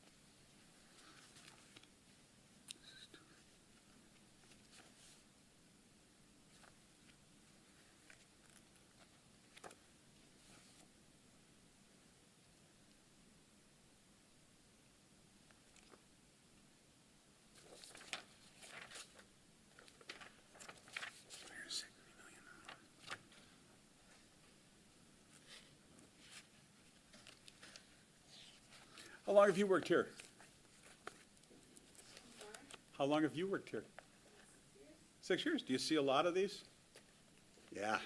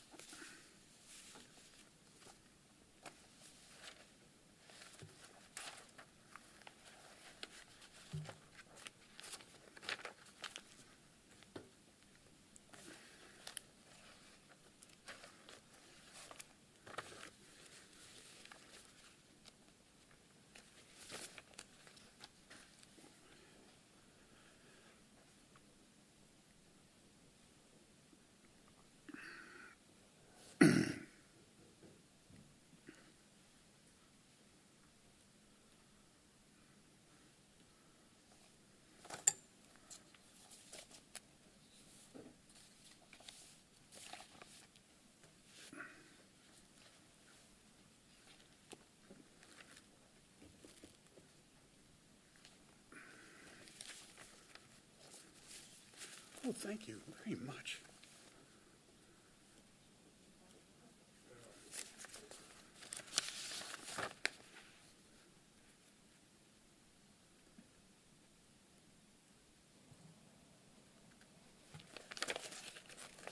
Okay, we can go back on the record now. Okay, so first I wanted to ask Mr. Coyne, so we could see that this document shows some sort of interactions with IRS. But we wanted to know, is this something you wanted admitted into the record? Is this document being This audit report? the audit report? Yes, and as I said, it's hard to explain numbers, and I do have accounting training, but this is all. But I can explain when you go back and look at it what to look at, and that's probably, so yes. If you notice on one of the pages, and this is the easiest way to look at it, it says Tax Summary 2008, Original Return with Final Audit Adjustments. Those are the final audit adjustments of the IRS. And then you go to the next page, and it looks like this, if I can, if you want to see it here. This is how the IRS communicates among their accountants. It looks like this. Oh, okay. We can't hear your microphone if you stand up away from it. But Oh, I'm sorry. We see the document. Okay, so when you go through this, what you will note, these are the final adjustments of the IRS, and you will notice for the first time since they launched their investigation and they issued their final ruling, they made no adjustment for intangible drilling costs. That means they were no longer challenging them. And I wish it was in English and explanatory, but it's all done in numbers. I can get you the final resolution. I can submit something, and my accountant can explain, but that's how she explained it to me as recently as the other day, because that's their telling us we're no longer challenging your intangible drilling expenses, and that's how my return for 2008 was treated. So that's the final word. Mr. Coyne, could Yes. you show me that page that you were, I couldn't see the page that you're, is that, okay. So I guess Franchise Tax Board's going to, I guess we're going to object to, this is not a federal document, this tax summary of the original return with final federal audit. I would question whether the Internal Revenue Service would include California state information in a spreadsheet. So while this may be something that was prepared by Mr. Coyne's accountant, this does not appear to be a federal document. Sorry, I gave you the whole packet. It summarizes all of these figures that the IRS, this is from the IRS, that's in small print. You can go through them. There's no deduction for intangible drilling expenses, and this document shows it explains it in numbers in print that you can understand, that I can understand. I'm sorry. That's what the IRS gave us. Okay, Mr. Coyne, I was going to ask if you have good cause for why this is being submitted on the day of the hearing and why it was not previously submitted. I think it was. I thought it was. I didn't know until just now that someone was contending that it wasn't. The Franchise Tax Board obviously know what happened at the federal government, and it's beyond my imagination that it's not here, it's not there, and frankly that the FTB, knowing it's accurate, that they would dispute its admissibility. I The answer is I didn't know until just now that someone was claiming it wasn't there. And I can go through the record and try to find it for you, or give me some days, give my accountant some days, but I didn't try to ambush anyone. Okay, thank you. And if it helps, they can comment on it as much as they want in a supplemental filing. I don't care. I'm not trying to, please understand, I'm not trying to ambush anybody.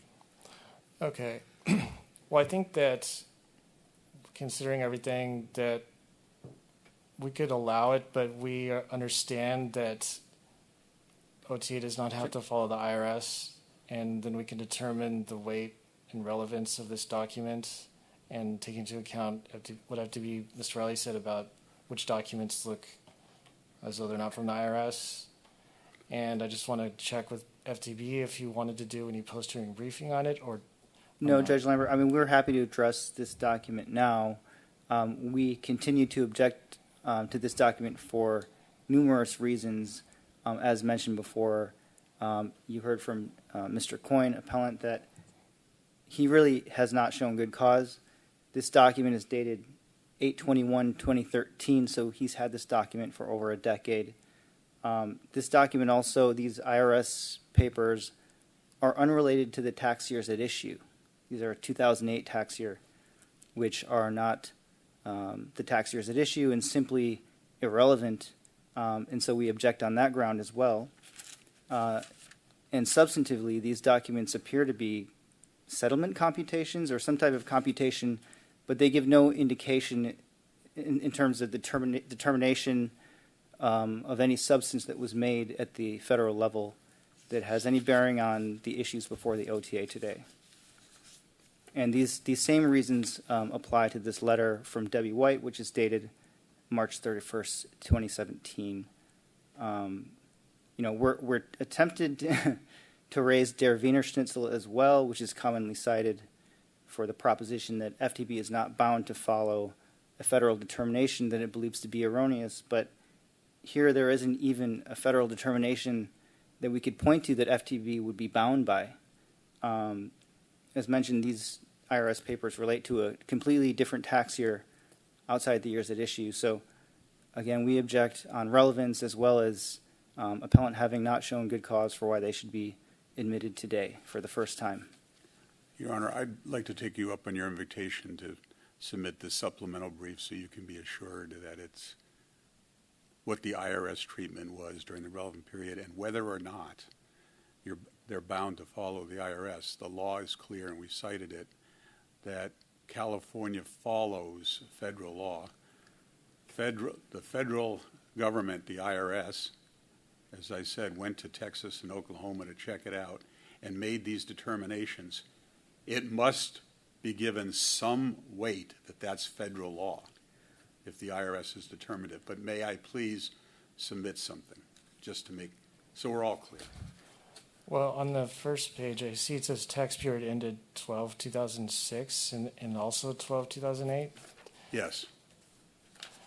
But Judge Lambert, if you look at the actual documents that are, the computations, these pages with the numbers on them, they do not refer to 2006. They refer only to 2008. It's the same treatment, Your Honor, but And we don't need. Let's not talk over each other. Yeah. Thanks. Your Honor, that's why I'm suggesting just let us put it down in paper for you and you can decide. I mean, it's got to be relevant what the federal government did with a federal statute that kicked off this investigation. I mean. Yeah. Okay, well, I believe that you thought that it was in the record based on your presentation referred to it, and I understand that it deals with 2008, and I understand that FTB doesn't have to follow the IRS, so I'm going to just admit it, and then we'll give it the weight that it deserves, and I'm taking what FTB says under consideration, and I don't think we need any briefing on it, so I'd like to move on now to panel questions for FTB.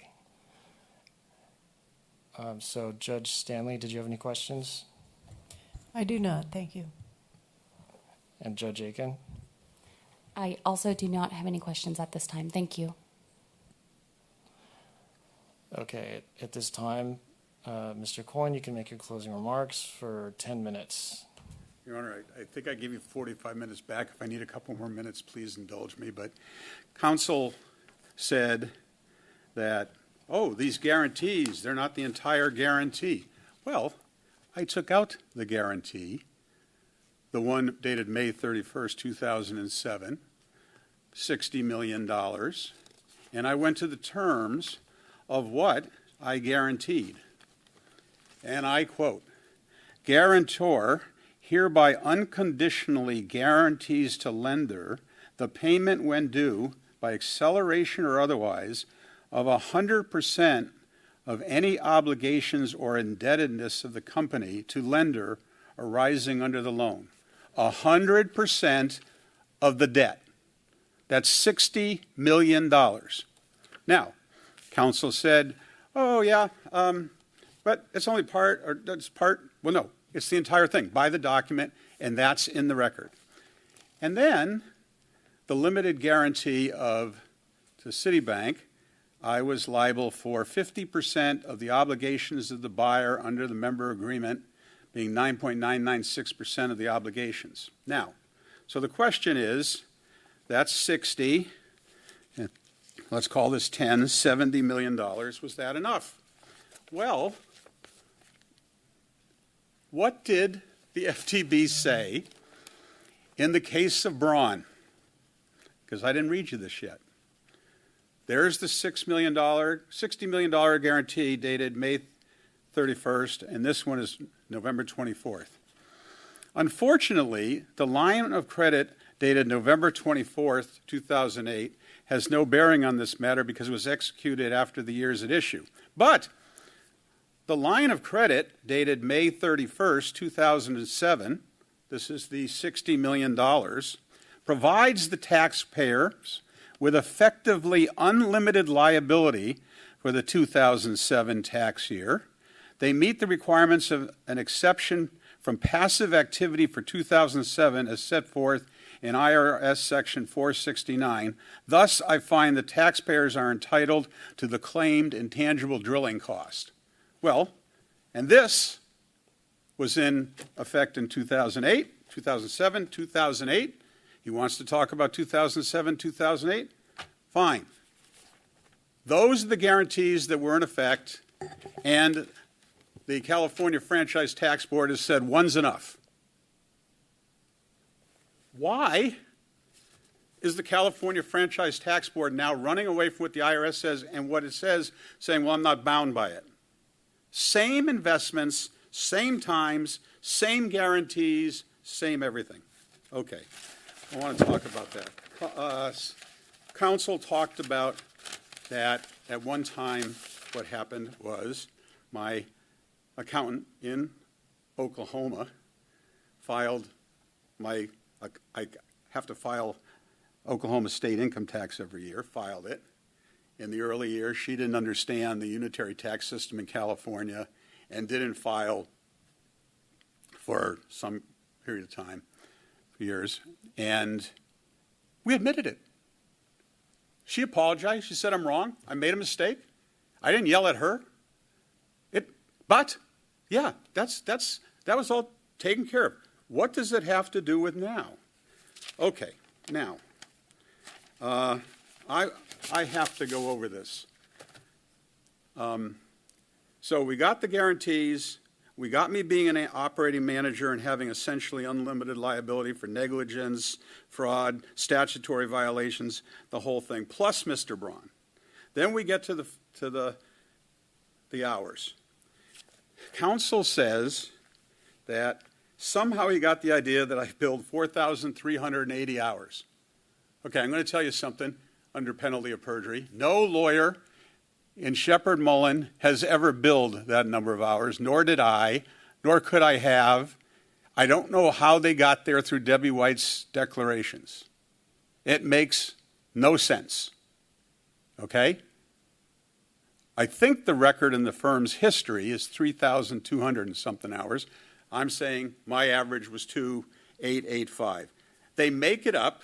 They make up this 4,380 and say, how many hours in a week? Okay. But it's not. So I just earned 1,500 hours a year possible, I guess, because that is demonstrably false, and I don't know how it can be used at this hearing. But let's say, okay, counsel said, and this is what I wanted to mention about efficiency. And he was on cross, and I thought I knew where he was going, and he said it's an hour commute each way. And by the way, in the back of my head, I said, keep saying this hour, because I'll explain that hour. Okay, it's not an hour, 45 minutes or 35 minutes, whatever it was. You know, last week I was sitting in my, do you think Joe Coyne goes from downtown L.A. to West L.A. and sits in my car and listens to my favorite love songs like I'd like to? The answer is no. I call my oil guys, I call my stock guys, both ways. Last week I was sitting there with my little iPad, and I had it on there, and I was listening to an investor conference call, because the quarterly reports had come out, which was an hour and 30 minutes, stuck in traffic, but I only got through 30 or 45 minutes of it in the car. And I said, I wonder if they know. When you say my time is long, that hurts your case, because I spend it doing work.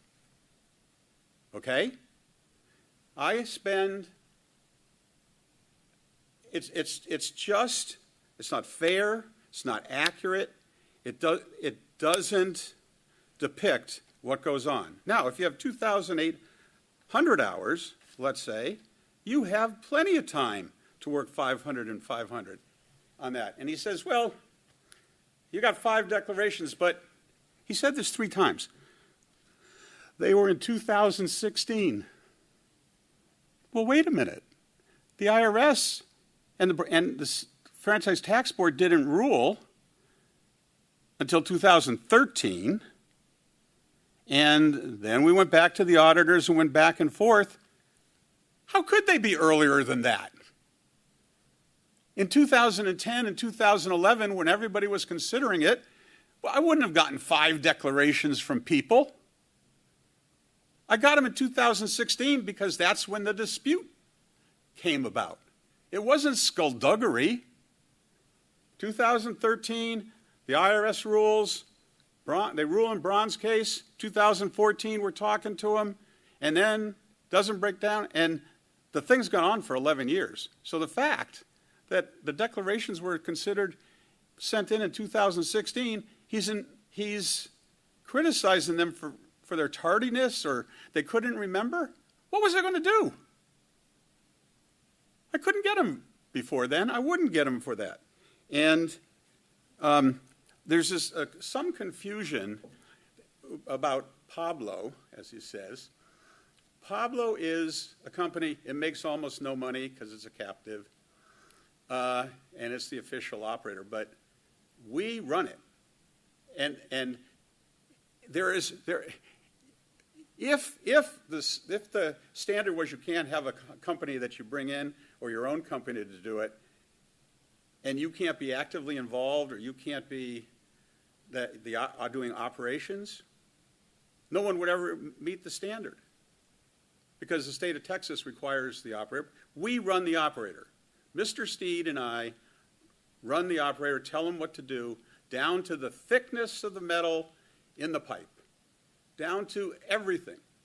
We go through that, and in this case, where there were 20 wells and 19 wells, we did it on a daily basis. Now, Mr. Steed works 2,400 hours or whatever he works, and I work my 500 to 1,000, I guess, is now the best estimate.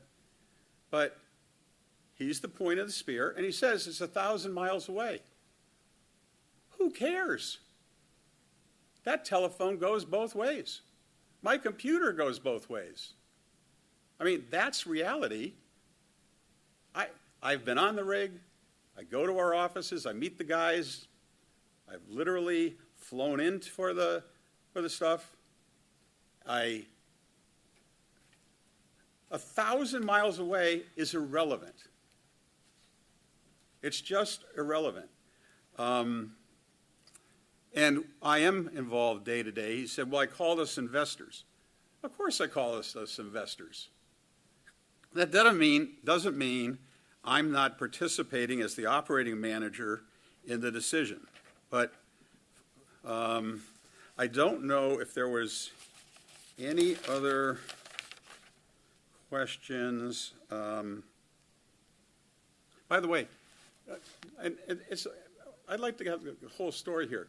My accountant made the mistake of not putting some of my Oklahoma income in California. What he left out was, for the prior 5 years, it would have been to my advantage to put my California losses into California, but she didn't do it. It was only when the Campbell Ranch wells turned profitable, now they said, oh, you didn't declare the income. Well, it was her mistake. She made an honest mistake. But she made the mistake when it was to my disadvantage. I mean, to say somehow that we did something wrong, well, I have to take responsibility for it with Debbie, but it was incorrect, but it wasn't nefarious. That's my point. And I don't know why it's coming up here. Stock trading, 500 hours is 2 hours a day, an hour and a half a day. You get up at 5:30. You talk to your broker 4 times. You spend $125 million on stocks.